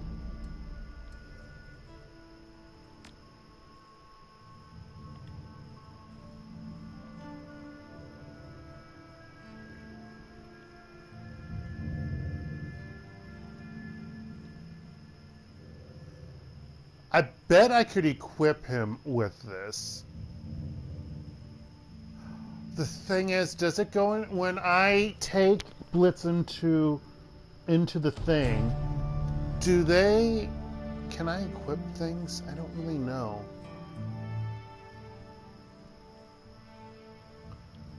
I've never tried it.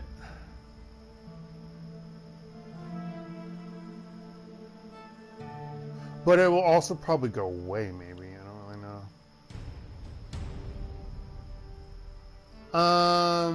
That does 100 IP damage.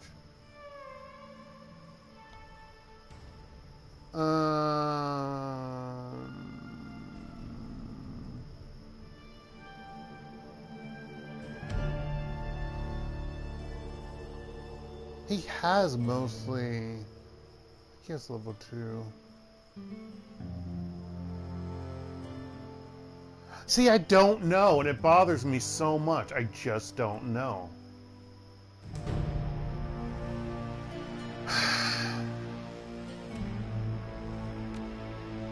Like, I don't think you can equip...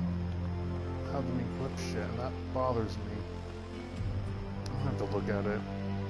Oh, she's not out here anymore. That kind of makes sense. Oh, so you're just here, Luca.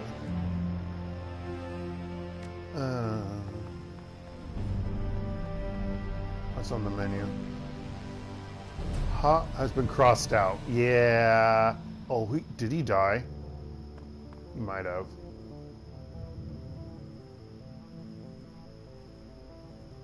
The Turk is pale, his eyes sunken in his head. His eyes sunken into his head are ringed by dark circles. We are closed today, F&D. I would have locked the door, but the lock is broken. Now I must stand guard. Say you're closed, but then there are people sitting at the bar, so it's kind of weird.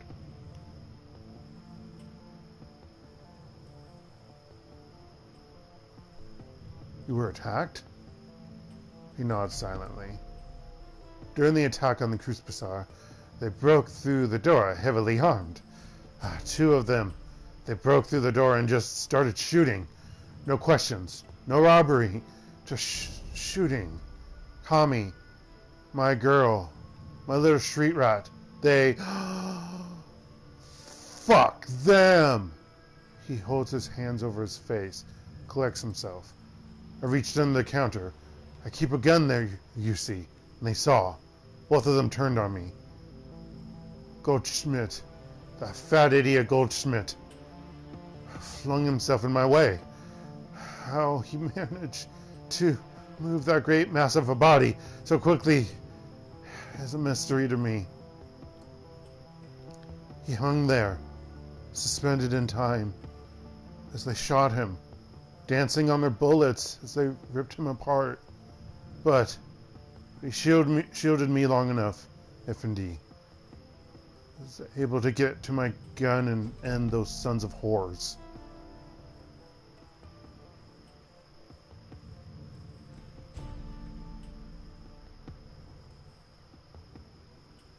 I'll get the bastards who did this. Of course you will, my friend. Of course you will. Someone has tread on the tail of a sleeping snake, and we have been bit. Now its head must be removed, or our little Keats will fall. Still, it's good for us, I think. Healthy. It reminds us that even though we have created our little island of stability in the Kreuzbasar, that this is still the Flux-State, still Berlin, and the wolf is already always at the door. Blah, blah, blah, blah. If we are to keep our home, we must be vigilant, and we need people like Monica, people like you, to keep it safe. Salun, my friend. Be healthy, be strong. Oh, 2 people. Oh. Why didn't you die? It says they've got 3 people at this bar now. What the that guy's alive. Oh no.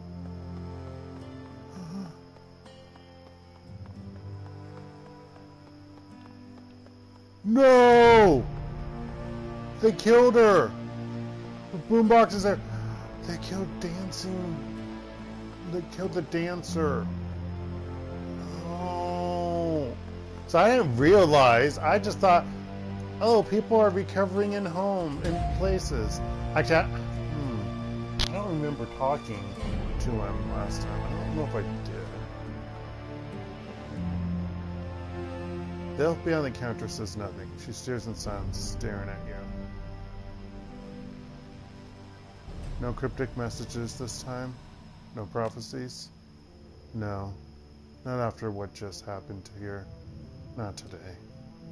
Today, I wish to offer you a gift. Something special.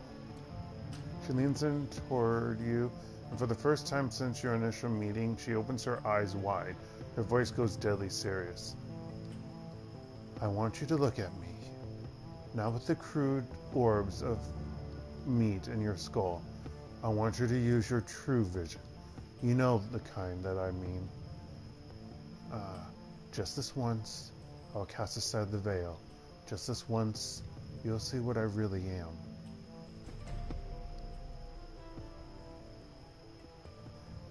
Use astral perception to read Absinthe's aura.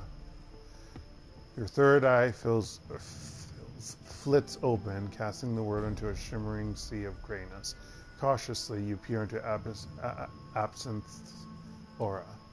Chaos. You are staring into the mouth of chaos, a howling vortex of golden light and green water, with a gaping maw of pure nothingness at its center. As you stare into the void, you can feel it staring back. Its vision reaches into and through you, and then all at once it swallows you. In the stillness of the center of that yawning void, time seems too slow. Gradually, you find a semblance of peace. There is beauty here. The interplay of green and gold swirling around you is breathtaking, intoxicating. Those are some nice colors. Your thoughts become sluggish. It feels like you've been drugged. Slowly, through the swirling water, you begin to catch a sight of something. A huge alien shape, lined with ribbon-like tendrils of golden light. You can feel it closing in on you. Yeah, I didn't talk with anyone, apparently, after the destruction of the Kreuzbasar. Man, that's weird. You can... And I'm someone who normally clicks on things constantly when I play alone. I investigate the shit out of stuff. You can feel it closing in on you, a looming presence of suffocating enormity. Slowly, haltingly, it reaches toward you. Your arms and legs feel heavy and useless. It feels like you're swimming in tree sap. You are helpless. What's left of your sense of self rebels, and unconsciousness slams into you like a freight train. Suddenly, mercifully, everything goes black. When you struggle your way back to consciousness, you find yourself lying in a heap on the ground. Absinthe offers a hand to help you to your feet. Stand. What the hell are you? I am nothing of consequence. An observer of human nature. Nothing more. We come from very different planes, Hekton. Yeah, she's not obviously an elf. She's from of a different astral plane. But we both call this Kreuzbasar home, and I hope that you will consider me a friend. Friends don't turn one another's minds inside out. That's not an answer. Tell me what you are. Something beyond your understanding. A child of the astral plane, wild and free, unfettered by the bounds of servitude that chain so many of my kind. In truth, what I am should not concern you so much as what I know. Okay, I'll bite. What do you know? Truths hidden from mortal eyes. In my time as an observer of this world, I have witnessed a great many things, wondrous and terrors beyond measure. The birth and death of nations, the rise and fall of gods. Dang, how old are you? I have seen the ebb and flow of magic from the fourth world to the fifth to the sixth. Oh my gosh! You are old. No wonder you hang out with Algernon. I have watched in awe as the tides carried wonder and miracle into the world of men, and I have mourned as they were swept back out again. I have borne witness as the cycle began and ended and began itself anew. I have seen what came to the end of the fourth world thousands of years ago, when ancient Thera crumbled into the sea. I saw the things that crawled into the carcass of that once great nation, vile, terrible things. Even now, I can feel them. They drift on tides of mana, hungrily awaiting the end of the sixth world and the death of all that you know. Have seen what they will do when this world has run its course, Elf. They will rip the guts from your dying civilization, and they will feast upon your screams. Hold up, who are they? Things born of nightmare, horrors. The dark spaces between the metaplanes crawl with them. She looks into your eyes and you can feel your head swimming. Your kind fears what it can see. Corporations, dragons, violence, and poverty, and the random cruelty of fate. Excuse me. If you could perceive reality the way I do, you would know that there are much greater things to fear. If the world were an ocean, the hazards that you know might be sharks. Dangerous creatures, to be sure, and worthy of respect. But below them, in the silent deep, Leviathan circles. She turns away. Go now, Hekton. Talk to Algernon. After all that has happened, I'm sure that he'd be glad to see you. But remember what I've told you. I will. Dang, now but she just confirmed that Cthulhu's real and all the other elder gods. God fucking damn it.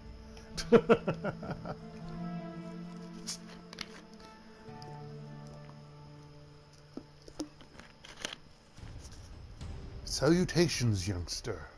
I believe that the Kreuzbasar is still standing thanks to you. No big deal. Some people needed saving and I saved them. There are other ways of saying thank you, ways that involve Nuyen and free trinkets. It was a team effort. Monica would have done the same. I agree, and you have filled her shoes admirably. Now tell me, how may I serve you? I have a question if you don't mind. You are in luck. I have a great many answers. What can you tell me about Dante? He's not a normal dog. I mean, I already figured that out. Indeed not. Dante is part hellhound, bred to be an elite guard dog. I assume he has manifested some of his awakened abilities. Yeah, how did you know that he was a hellhound? Monica bought him from me some time ago. He was a special order. She thought he could guard her Amza while she was away on business. Should I be worried about him? Should I be worried about him? I would keep him fed if I were you. I understand he likes soy jerky. Soy jerky. But if what I've heard is true, he has bonded to you. Unless you mistreat him, you have nothing to worry about. That might be another thing. I think maybe if... No, I don't know how. Maybe if you didn't pet him. I don't really know how. I don't remember if that was a thing. If you didn't, like, chat with him all those times or something, or played with him, that he wouldn't. Or you fucked up and you don't have the other insights or whatever. I don't really know. I forget. Because when I watched, I think both Morik Dias and Illinois played this, they weren't mages. I forget what, I think, no, actually no, Illinois was. I think, well, he wasn't a mage. I believe he was a shaman. Was he a shaman? I don't remember. I know Morik Dias was a melee fighter. I don't know if it was more street. I think more street samurai. Neck puncher. Okay.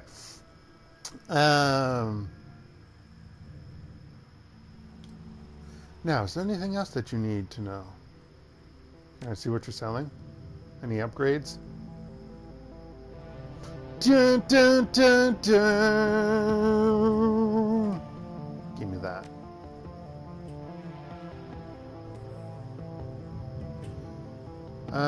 Enchanted to act as a focus for the wearer's magical abilities. Grants +1 willpower, +1 charisma, and +1 spellcasting. I want that. I want it now. Boom, boom. Down, down, down, down, down, down, down, Now, now, now. I want it now, now, now, now, now. Okay. I don't have Ball of Lightning.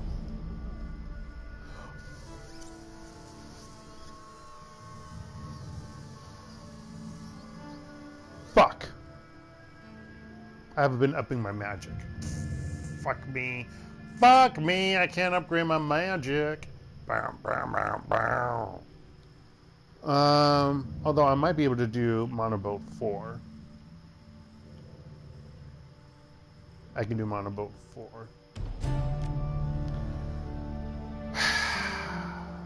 That's what I get.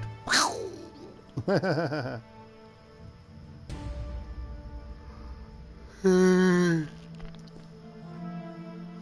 think I wouldn't mind being a street samurai, but no, they're not samurai. What is the key? Is a street samurai? But yeah. Anyway.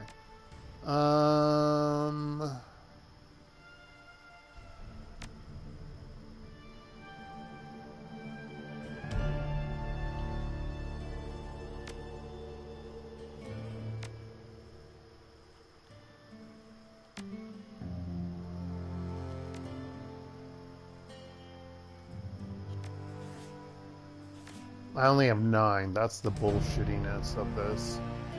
I have to get another 9.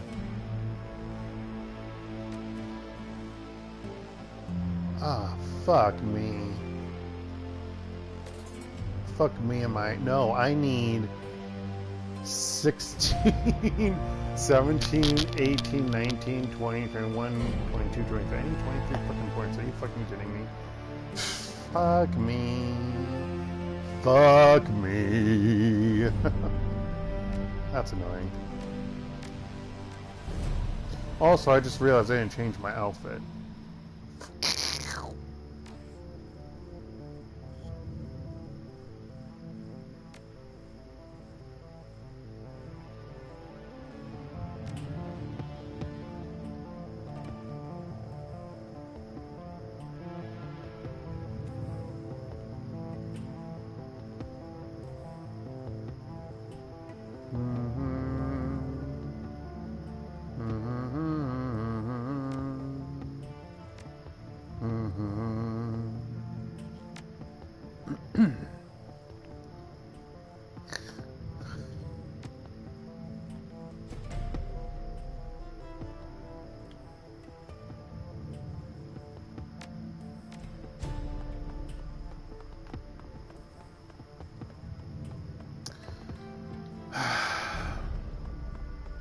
I will have to get I forget how many more battles there are left, but I would have liked my magic to be up. I should have done that. I was so dumb.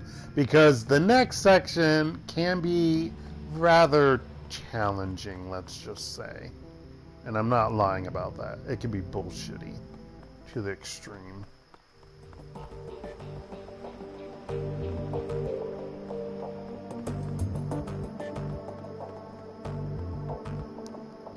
No, don't talk to Ike. Okay, good.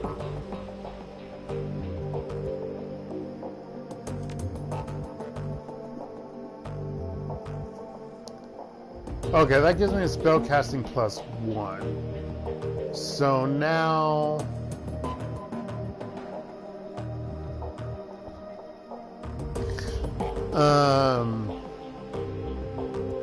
I have 7 points, I believe.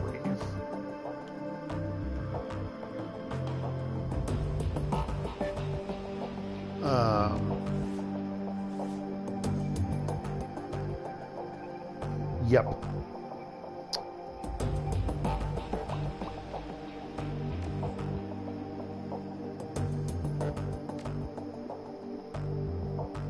So if I can get 7 points, 5 points, then I'll have enough.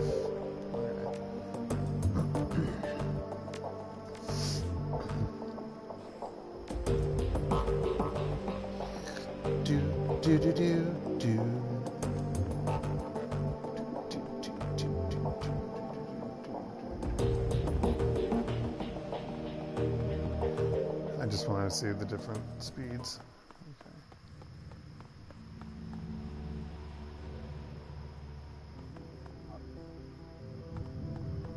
Oh no.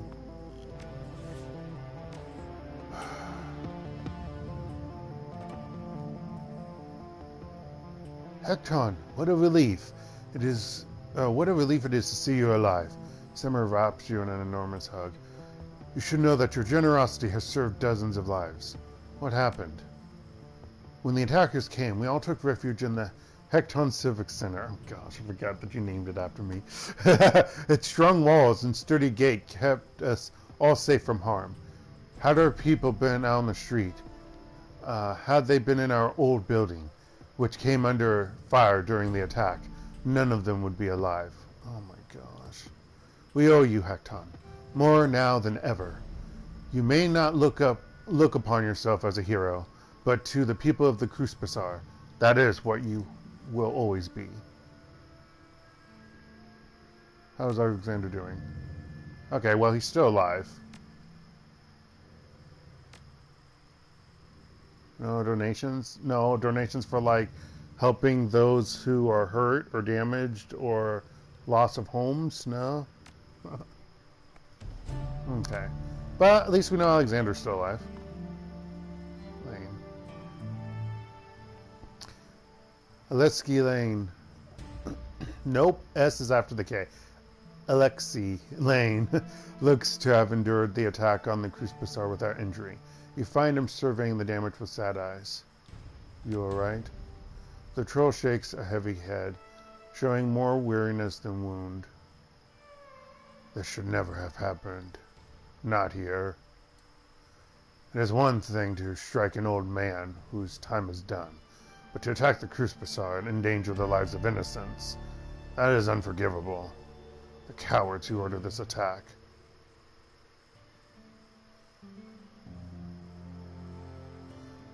Will face justice. You have my word. There's a fine line between justice and vengeance, but right now, I don't much care to make a distinction. Do whatever you must. The Kreuzbasar to remain safe, it needs people like you. Even me. Are you alive?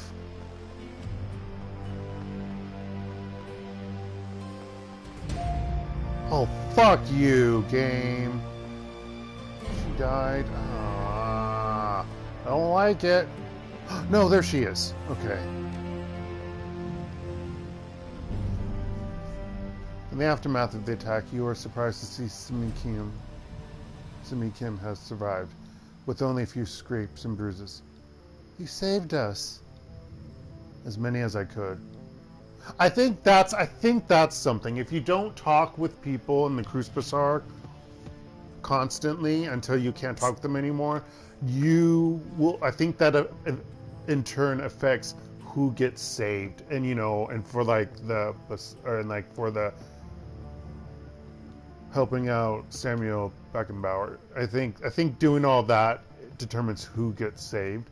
But why did Cammy get killed? It's like, what the fudge?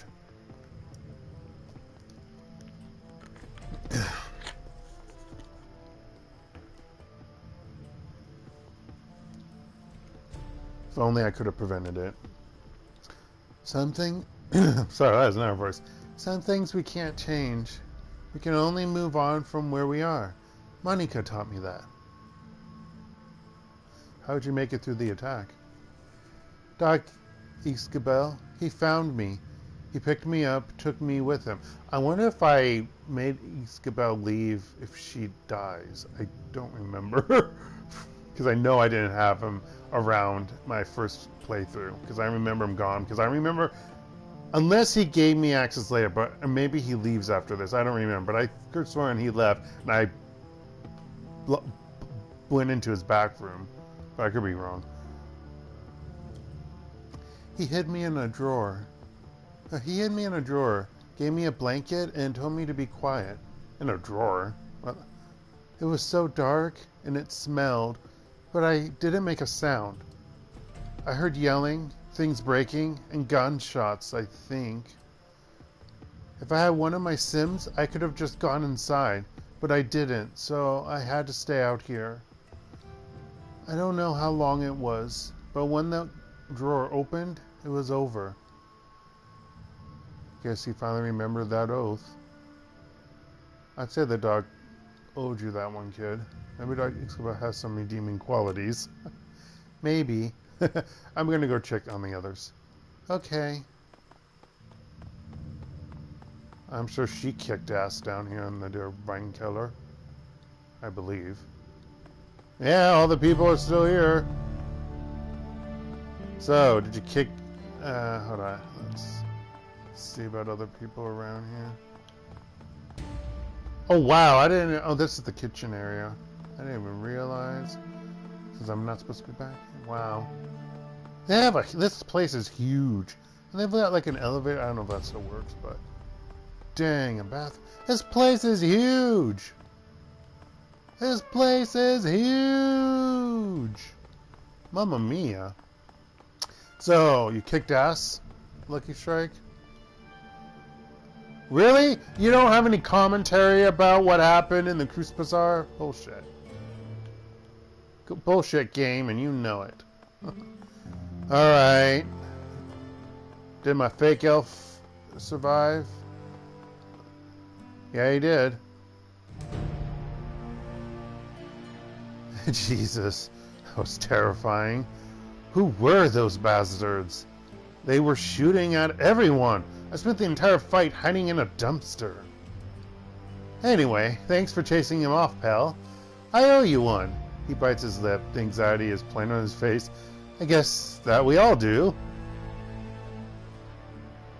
What's the deal with this special concoction? Oh, no. Nah, change my mind. Doodles! And then I was freaked out. They killed the... No, he didn't die. He just doesn't have commentary. Oh, yeah. I need to talk with you, buddy.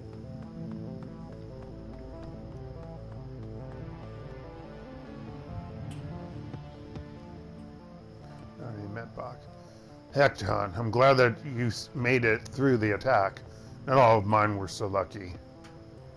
Are you okay here, Bach? No, I lost a niece today, but I'm doing a whole hell of a lot better than our attackers are. Those sons of bitches hit the wrong Keats. I put 6 of them in the ground personally, and when I find out who they are, where they lived... He turns his head and spits. Ain't nothing gonna save those people. He shakes his head and returns his attention to you. A bit of payback yourself, I'll wager. So what can I do to help you get it? I have cash. Blah blah blah blah. I have tons of cash. Damn it.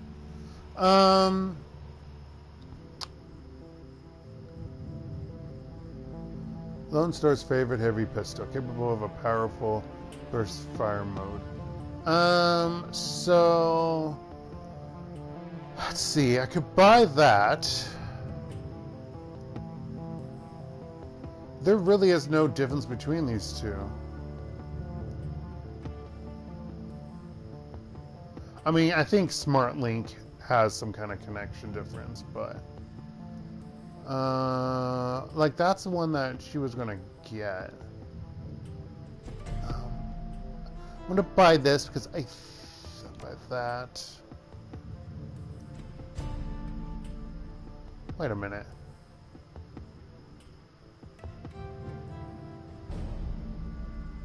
Wait a minute. 14 medium 12. 16 medium 6. Why is the Ruger... I mean, it has more capacity, but it has less damage. That... I don't like that. No. Get that away. I'll buy the... Even though I could have gone in for her, but I'll buy that for her. She can have that.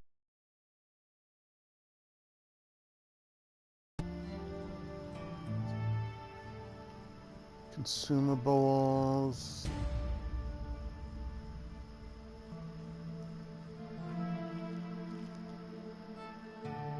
I always forget that I have these. like in my inventory, honestly.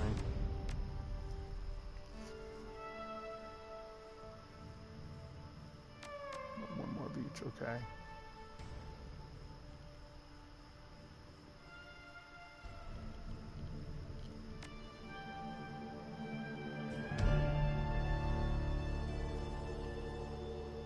I actually forgot they equipped that on one of the people. Actually, no. Well, yeah, I did. Actually, I didn't get a choice. Never mind. I'm gonna sell some of these drugs. Some of them I don't really care for.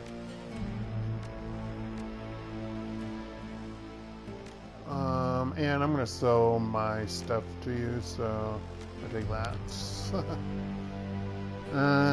Let's see here.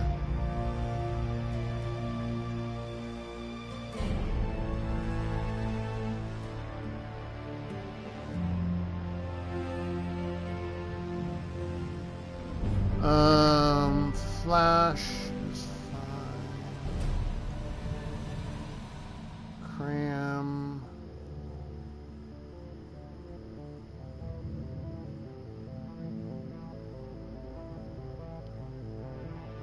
Bliss.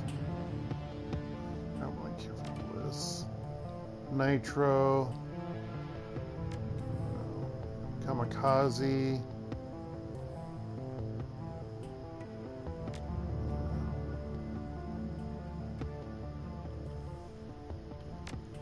Okay.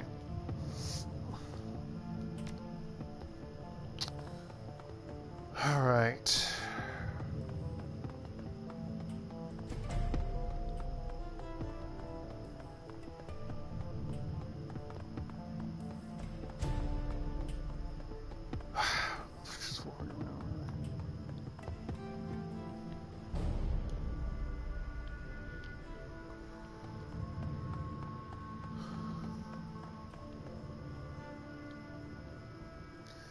Hekton. Dr. Iskabel gives you a once-over and nods. I see that you made it through the attack relatively unscathed. Did you have any run-ins with the attackers?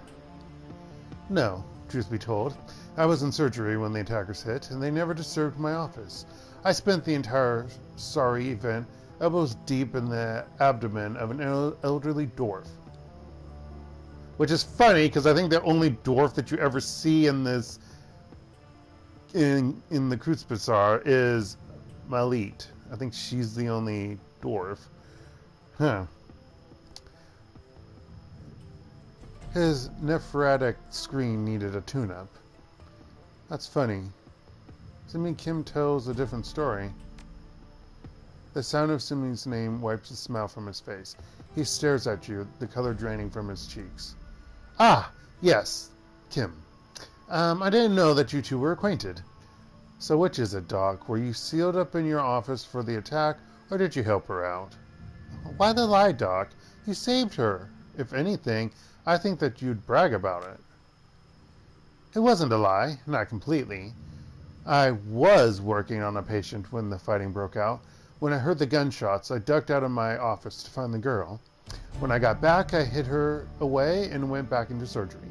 Thanks to a copious dose of isofluran. Is it fluoran? Is there an L there? Yes, isofluran and nitrous oxide, my patient was blissfully unaware of the interruption. Simi also said that she heard gunshots and breaking glass. Could we revise your story any further? He just doesn't want to talk about it, probably.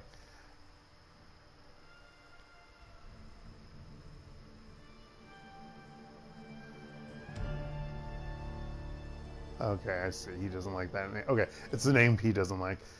Iskabel's lips tighten in distaste. Please don't call her that. Her name is Kim. And yes, an attacker did break in part way through the operation. He fired his weapon into the wall and shattered some very delicate equipment. And how did you get rid of him? That will remain my secret. Suffice it to say that my experiences in Spain gave me a newfound appreciation for high lethality security systems. Let your imagination run wild from there. Is that the corpse right there? No, those are other people. Never mind. Okay.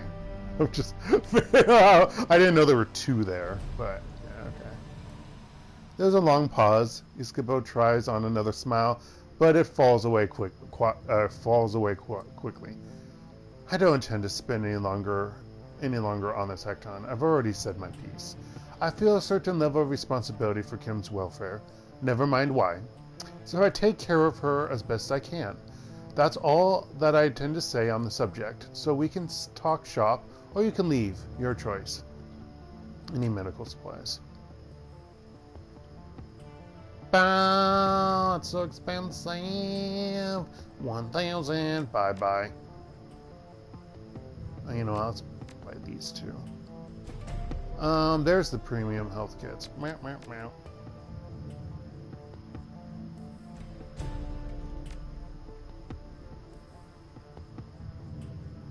Okay.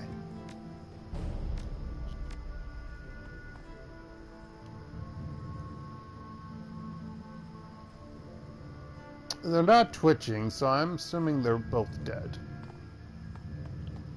That's not cool. Alright. I need to level up my spell power after this fight. Oh, it's so bad. It can be this...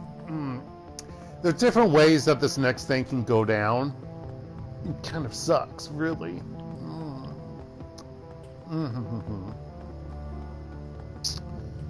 Alright. I should see if I could buy... You know what? I didn't see what kind of gun... Whatever. We'll go with this. This is probably fine.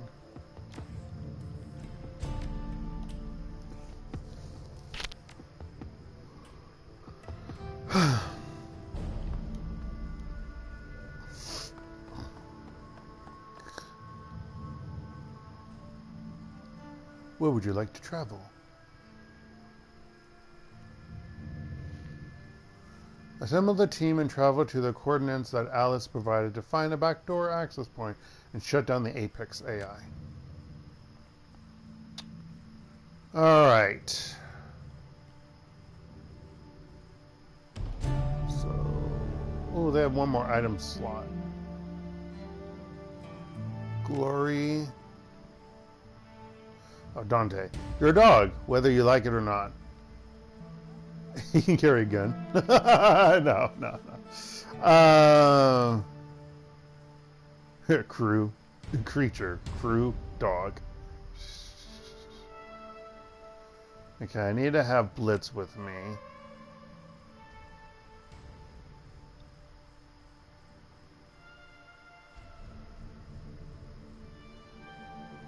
He can have one more spell slot. Okay, so I can probably buy a spell for him. Okay. That is good to know. I don't think you can buy spells for your dog. I think you can buy something for him. I don't really know for sure. Same as...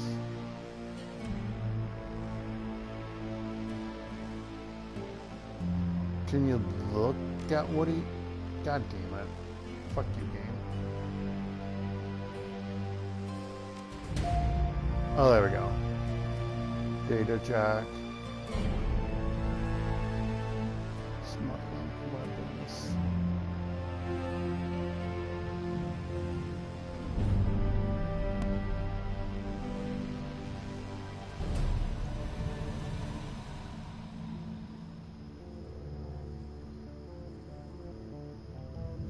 At least D-Jerk is pure. Bow, bow, bow, bow.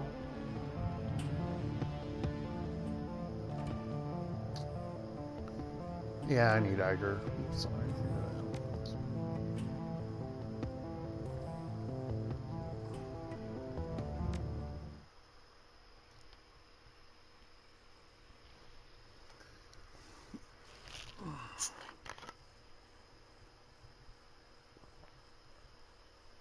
Apex Rising.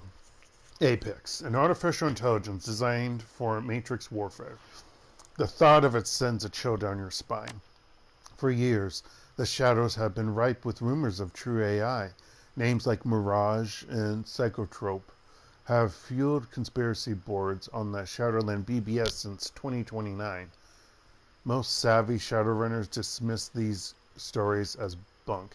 There's some truly screwed up AI and like robotic type things and things on the rise. Like ever so often you hear things, and who knows how much more advanced other things are that are not talked about. It's just really disturbing. And I'm not even going to comment about like what we're going to see in the next like 30 plus years.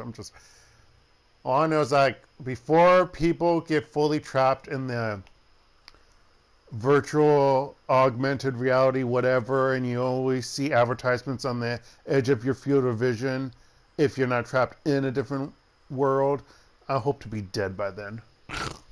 I'm someone who will not join shit like that. Like, I don't even want to have like I'm someone who does like, ooh, my car can drive for me. Fuck that shit. No. There are certain things Dark is not a fan of when it comes to technology and certain things. I mean, it might be more logical, but at the same time, nope. Dark will not do that shit. Dark has spoken. Okay. But from what Alice has told you, at least one of the stories is real. Apex is waiting for you, somewhere down in the basement of an abandoned Setter Group lab. Unfortunately, you're going to have to wade through a lot of gang territory to get there. Well, technically, if you think about it, Apex isn't trapped in the basement. That's just where the kill switch is. Like, we know that it can go, because it's the Matrix, it's the same as the internet. It can go anywhere. So, yeah.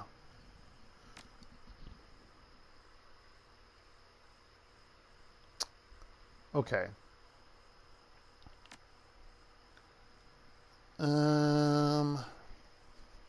Give you that.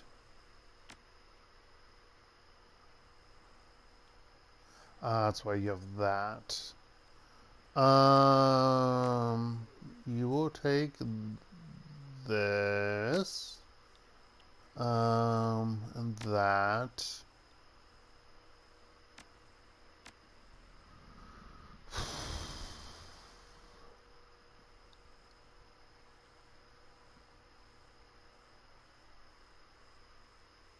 Give you that.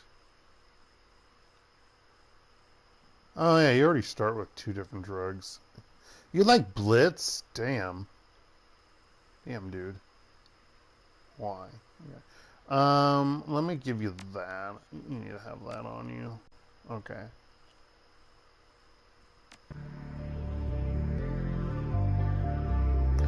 Find a way into the basement to access Apex's kill switch. Bum, bum, bum. All right.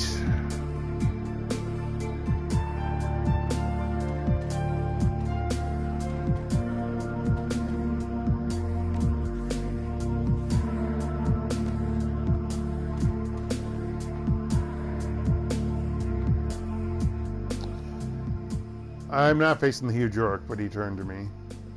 A huge orc is in rage and ragged combat fatigue steps forward to meet you. He walks with the swollen bravado of a man who's used to getting what he wants. One of his meaty arms jerks up, hand held upright in the universal sign for stop. Not halt? That's German. When I learned that, I was like, oh, I use that word a lot. I heard that. I thought that was English. The other clutches a bulky assault rifle. Ulrich. The orc inspects you. His body language is decidedly unfriendly. You don't look like a magnificer.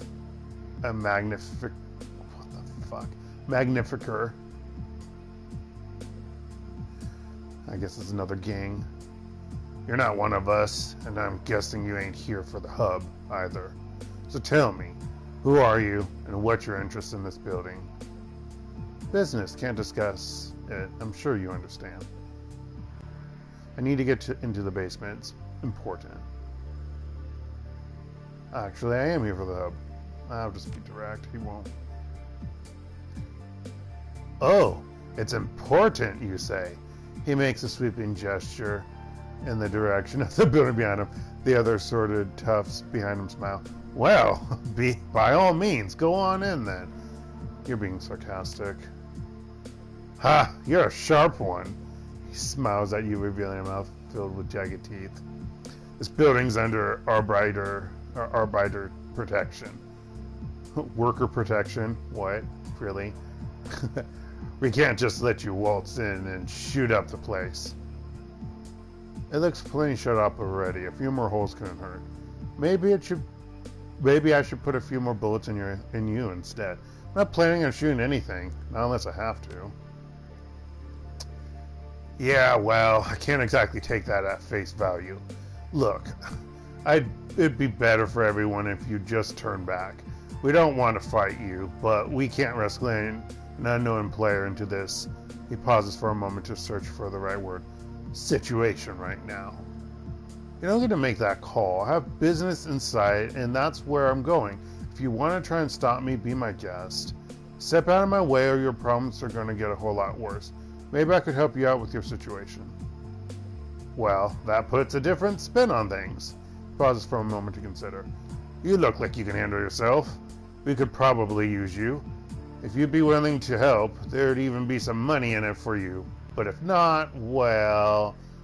The assault rifle in his hand shifts position slightly. That's a different conversation.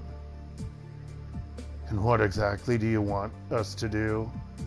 Iger's tone is neutral, her posture relaxed, but one of her hands casually comes to rest on the butt of her shotgun. Ulrich doesn't seem to notice. We're having some trouble with a local mage gang, the Magnificers. Such a weird name. I mean, it kind of makes sense. Well, it does make sense, but anyway. The orc turns his head and spits. They attacked us without warning, took up an outbuilding, and kicked us out onto the street. Me and my boys were the rightful protectors of this block.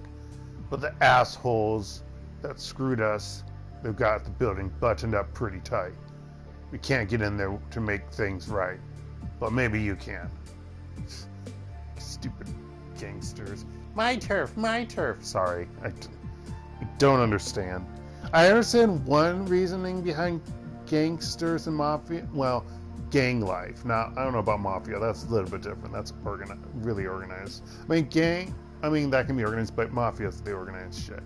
Seediness. But, like, I can understand on the one hand why gangs are created, but at the same time, no.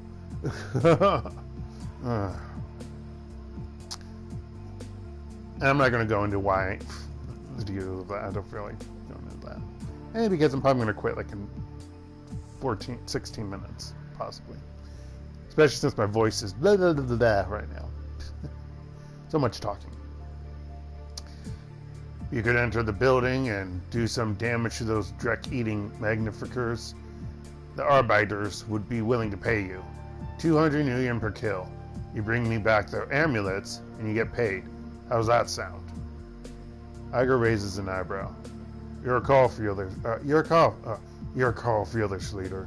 You know the timetable we're working on.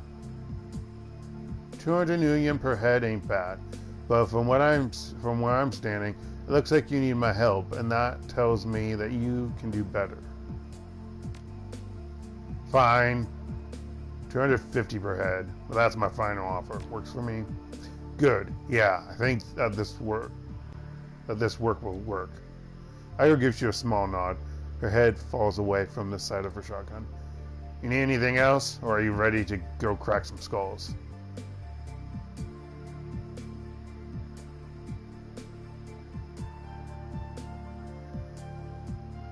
Want to know who I'm working for?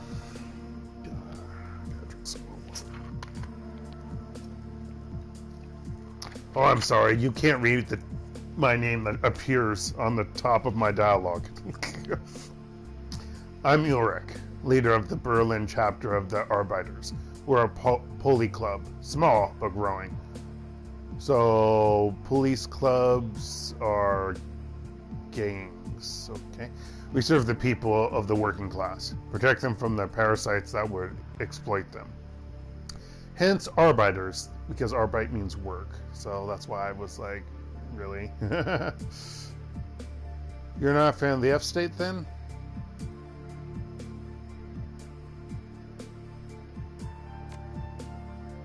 Anarchy is not the solution to the people's problems. Do what thou wilt is a policy that rewards only the powerful. The working class gets trampled. Sorry, that's not T-E-D. That doesn't make any sense, because T ending is an E-D. Dark. I'm tired. A strong, people-centered communist movement is the only way to protect the interests of the common man. Give us a few years and that's exactly what we're going to be. Want to know what I'm up against. Tell me about the Magnificers. A gang of parasites. They think that their magical talents make them better than everyone else. Because of that, they feel entitled to take whatever they want. Up until recently, they've been content with pulling pranks and stealing purses. Childish Drek, but they were basically harmless. Then their new leader took over. Calls himself Trithemius. But I remember when he was just a skinny little prick named Uri. He lets out a derisive snort. I should have kept a better eye on him, I guess.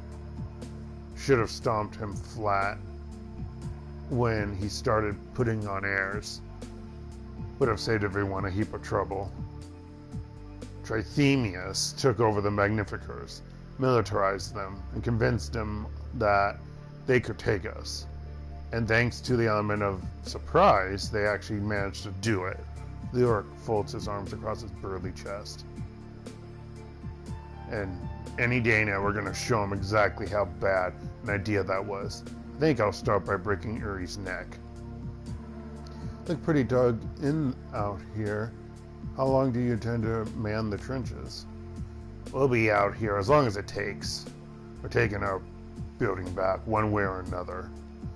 For over 3 years, we protected that place. We held it for the people, to do with as they pleased, kept it safe from parasites and exploiters.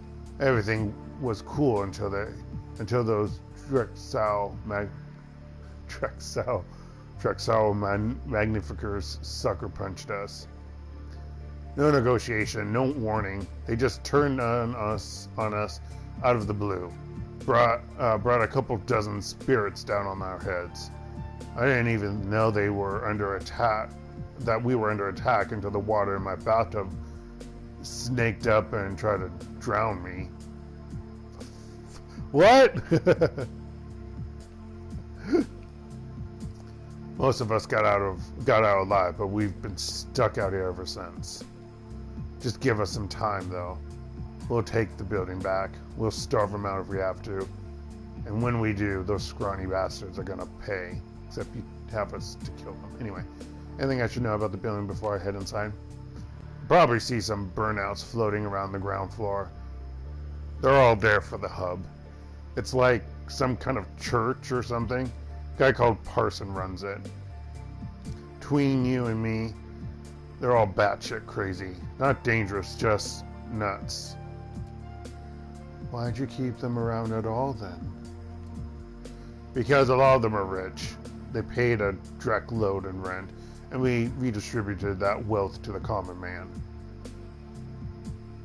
I guess you define yourselves as the common man. I can support that. It gives you a slow nod. It's what we do. I hope. I don't know. Just one more thing. I need to get in into the basement. Anything you can do that'd help me out? Basement? What could you possibly want to go down there for? You wouldn't believe me if I told you. You'd be surprised what I'll believe. Try me. Look, man, I just need to get into the basement. I don't have time to explain why. Can you help me or not? Alright, I need to stop a killer AI so that I can rescue an elderly scientist from a ghost dragon. The future of Berlin could be at stake. You're right, I don't believe you. You're either lying or you're crazy. But crazy has its uses. Alright, I'll get you into that basement, but it'll cost you. You're charging us? Seriously? This isn't even your building anymore. You've got the wrong idea. I don't need Nuyen friend. What I need is Tirthemus. Wait, what? I thought it was Tirthemus. Themius. It's Trithemius. Trithemius. Or maybe Trithemius. Wow. Have I been misreading that? I need Trithemius's head on a fucking platter. Problem is, he's holed up somewhere in the building. We don't know where. Best guess, he's holding somewhere upstairs in a room with no exterior windows. Somewhere, probably someplace close. He stashed the power coupling for the elevator. He pulled it to keep us from getting access to the guns we stashed in the basement. So, you find and kill Trithemius, grab the coupling out of his apartment, and bring me that stupid amulet he's always wearing so I'll know he's dead. That you wanted his head. I guess it's just that phrasing.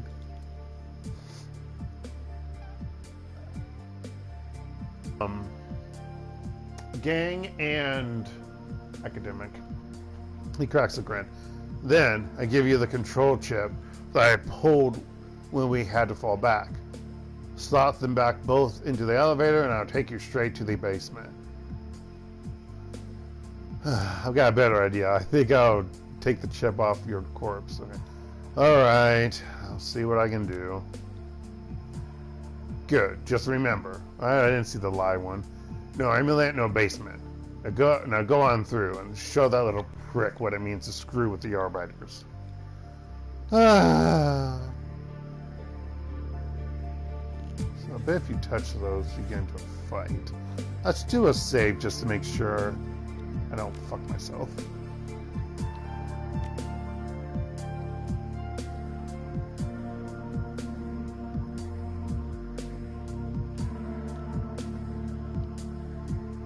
That's weird. It's two front entrances. I'm gonna go to the left.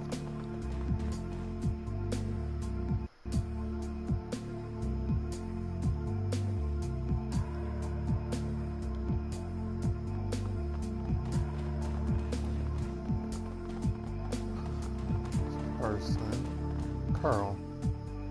The man behind the counter looks tired. His lids are heavy and his eyes are bloodshot. Oh, welcome to Carl's General Store. What can I do for ya?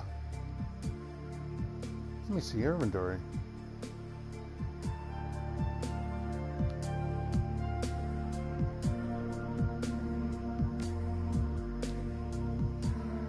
I need some information. You're back. He rubs his bloodshot eyes. Why? I need some information. He rubs his eyes and does his best to shake himself awake. Yeah, alright. Why do you want to know? What's the layout of this place like? He pauses for a moment, gathering his thoughts. When the words come, they're slow as molasses. Well, you're on the first floor. That's the hub and my shop. The second floor has mostly been converted into makeshift apartments for people to live in. A gang squats up there, the Magnificers. Dangerous people. Let's stay away from them. The third floor is mostly housing too. Lots of Parsons community crazies live up there. Communion crazies, sorry, I misread that. The Magnificers have a squad up there too. He leans in and lowers his voice to a conspiratorial whisper. I'm pretty sure the main crib is up there too. Don't know exactly where. What do you know about the Magnificers? They don't care about much aside from their own magic. Whole world's one big magical pissing contest to them. Always trying to summon bigger and better spirits. Dangerous stuff, man. Must be tough having to live down here with that going on over your head. It ain't easy. They charge less in protection than the Arbiters did, but they don't care about keeping anything even approaching order. They just hide out in their clubhouse, get high, and summon spirits that terrorize and kill people up on the 3rd floor. He shakes his head. Poor bastards. What do you know about the Arbiters? Bunch of tough guys. They took a big cut of my sales and protection money, all in the name of the working class. Funny, last time I checked, I was one of the working class. In fact, I'm the only one who's working in this whole damn building. Spreads his arms, a helpless look on his face. But at least they kept some form of law. Mugging and assaults were rare, and they didn't let murderous spirits roam loose on the upper floors. So, you know, you take the good with the bad. That's all the info I need to know. Okay, so, like, you want to buy something? Not right now. Fuck you.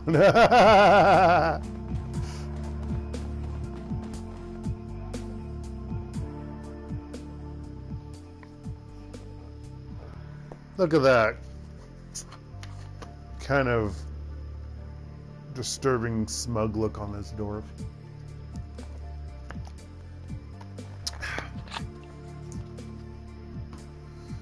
The attendant behind the counter is an uncommonly fine-featured dwarf with a beatific smile. A yellow ID tag pinned to his chest announces his name in large blocky letters, Parson. If he's a real person. He nods at you and raises a hand in greeting. Welcome to the hub, brother. Are you here to share in the splendor of communion? If so, I can show you to an empty terminal. What do you do here? I am the custodian of the hub. I tend to the bodies of our brothers and sisters while they share the rapture of communion.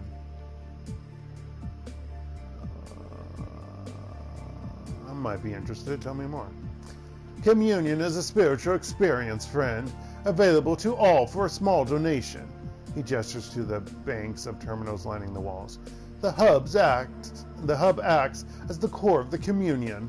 Those who jack into it are in turn linked to one another, daisy-chained together at the brainstem. That's fucking disturbing. Seriously, that's what people want.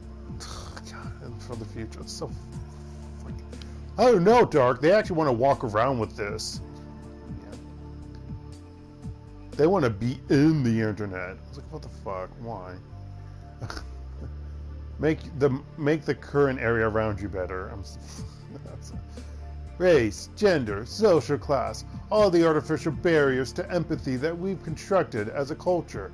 You do know that AI, internet, whatever, any of that, VR, that's socially constructed. Someone gets benefit from that, and in this case, that would be you. So, it's still... Communion strips them all away. Communion strips them all away. It is a monument to the great truth that so many of us deny, that we are all the same at the core. Imagine it, friend. Dozens of individual minds, all tied together into a single, cohesive whole, sharing in a collective subconscious, connected through the hub. Person raises his hands in supplication. Join with us and feel your limitations fall away. You and your congregation need to stop. There's a killer AI on the loose in this building.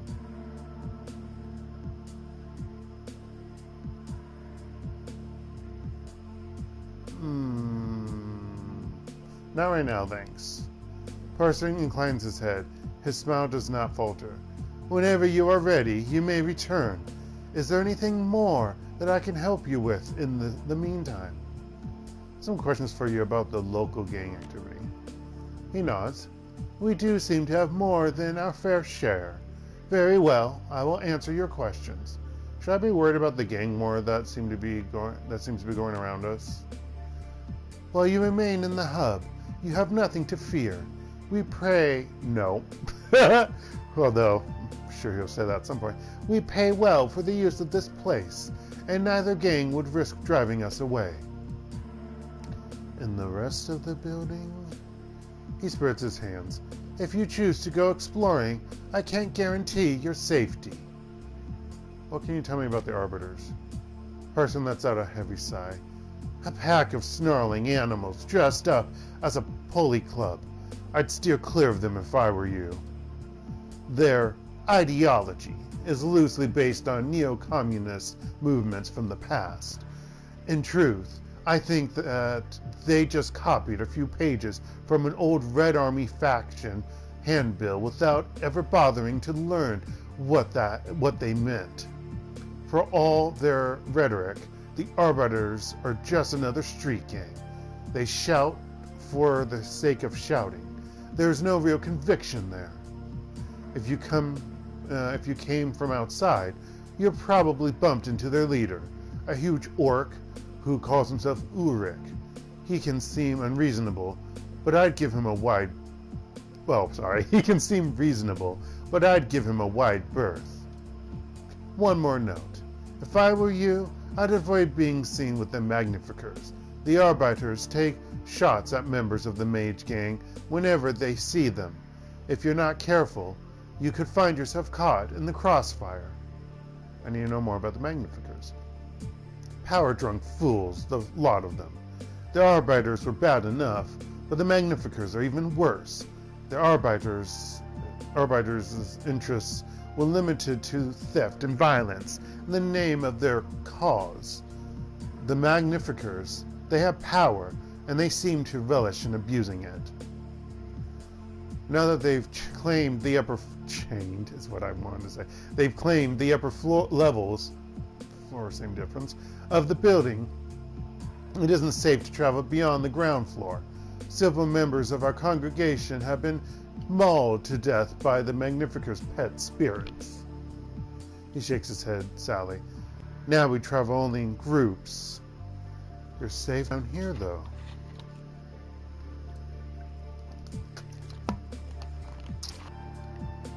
No, that's what I tried. Trithemius, whatever, I said that, yeah. Trithemius needs the hub. To threaten this congregation would be to jeopardize his primary source of income. But the upper floors enjoy no such protection. They have become dangerous places to travel.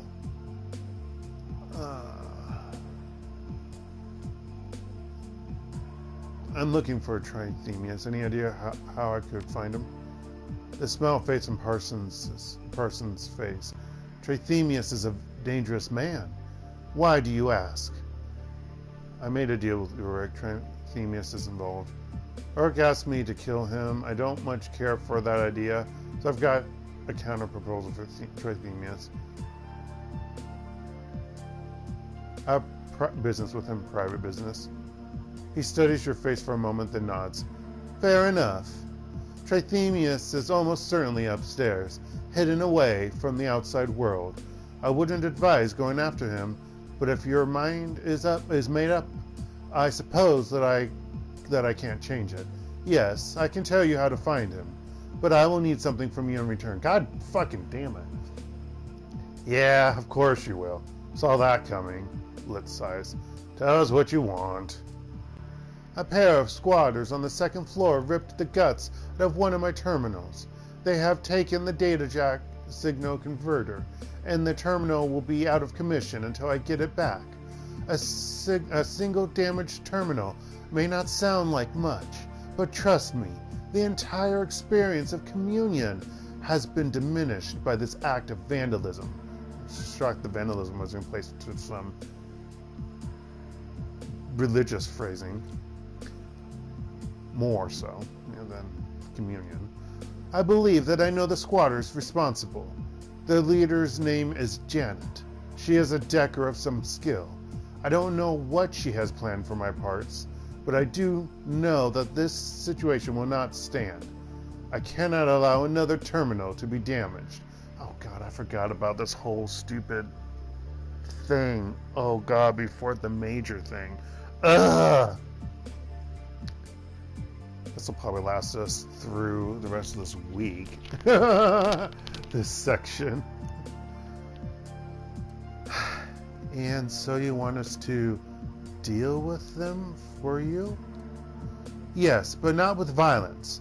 I want you to talk with them and convince them to bring me back my components. Do this, and I'll tell you how to get to HektontheMage's. Deal? Oh yeah, I think if you don't have... if you don't have Blitz here, because I think I did this originally without Blitz, it's not as easy for you. No violence. You got it. I have a better idea. Why don't you just tell me what I want to know, and then there won't be any need for violence. Sounds straightforward enough.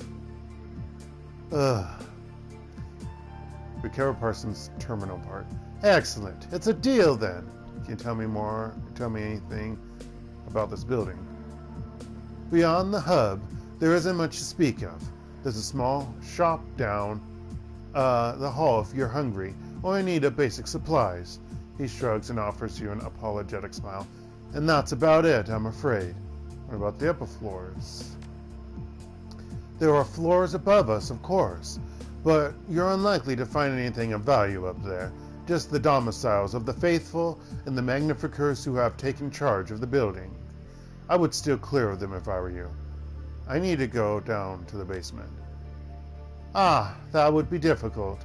The stairway leading down to the building's sublevels has been blocked, and the elevator has been sabotaged. It stopped working at the same time that the arbiters were driven from the building. As we discussed, if you recovered my stolen property, you could try your luck with No. I will tell you how to find HektontheMage's.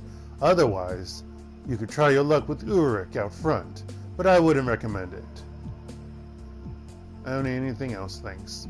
He inclines his head. Come back any time. I didn't do a Southern Baptist voice.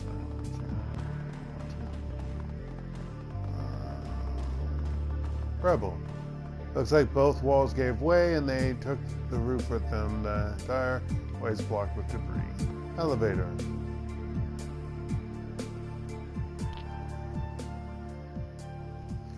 The elevator appears to be offline. The control panel's LCD screen is on there and its metal casing is badly bent. Ask your decker to examine the control panel. Your decker, Blitz, easily pries the metal casing away from the wall, exposing a mess of wires and circuitry.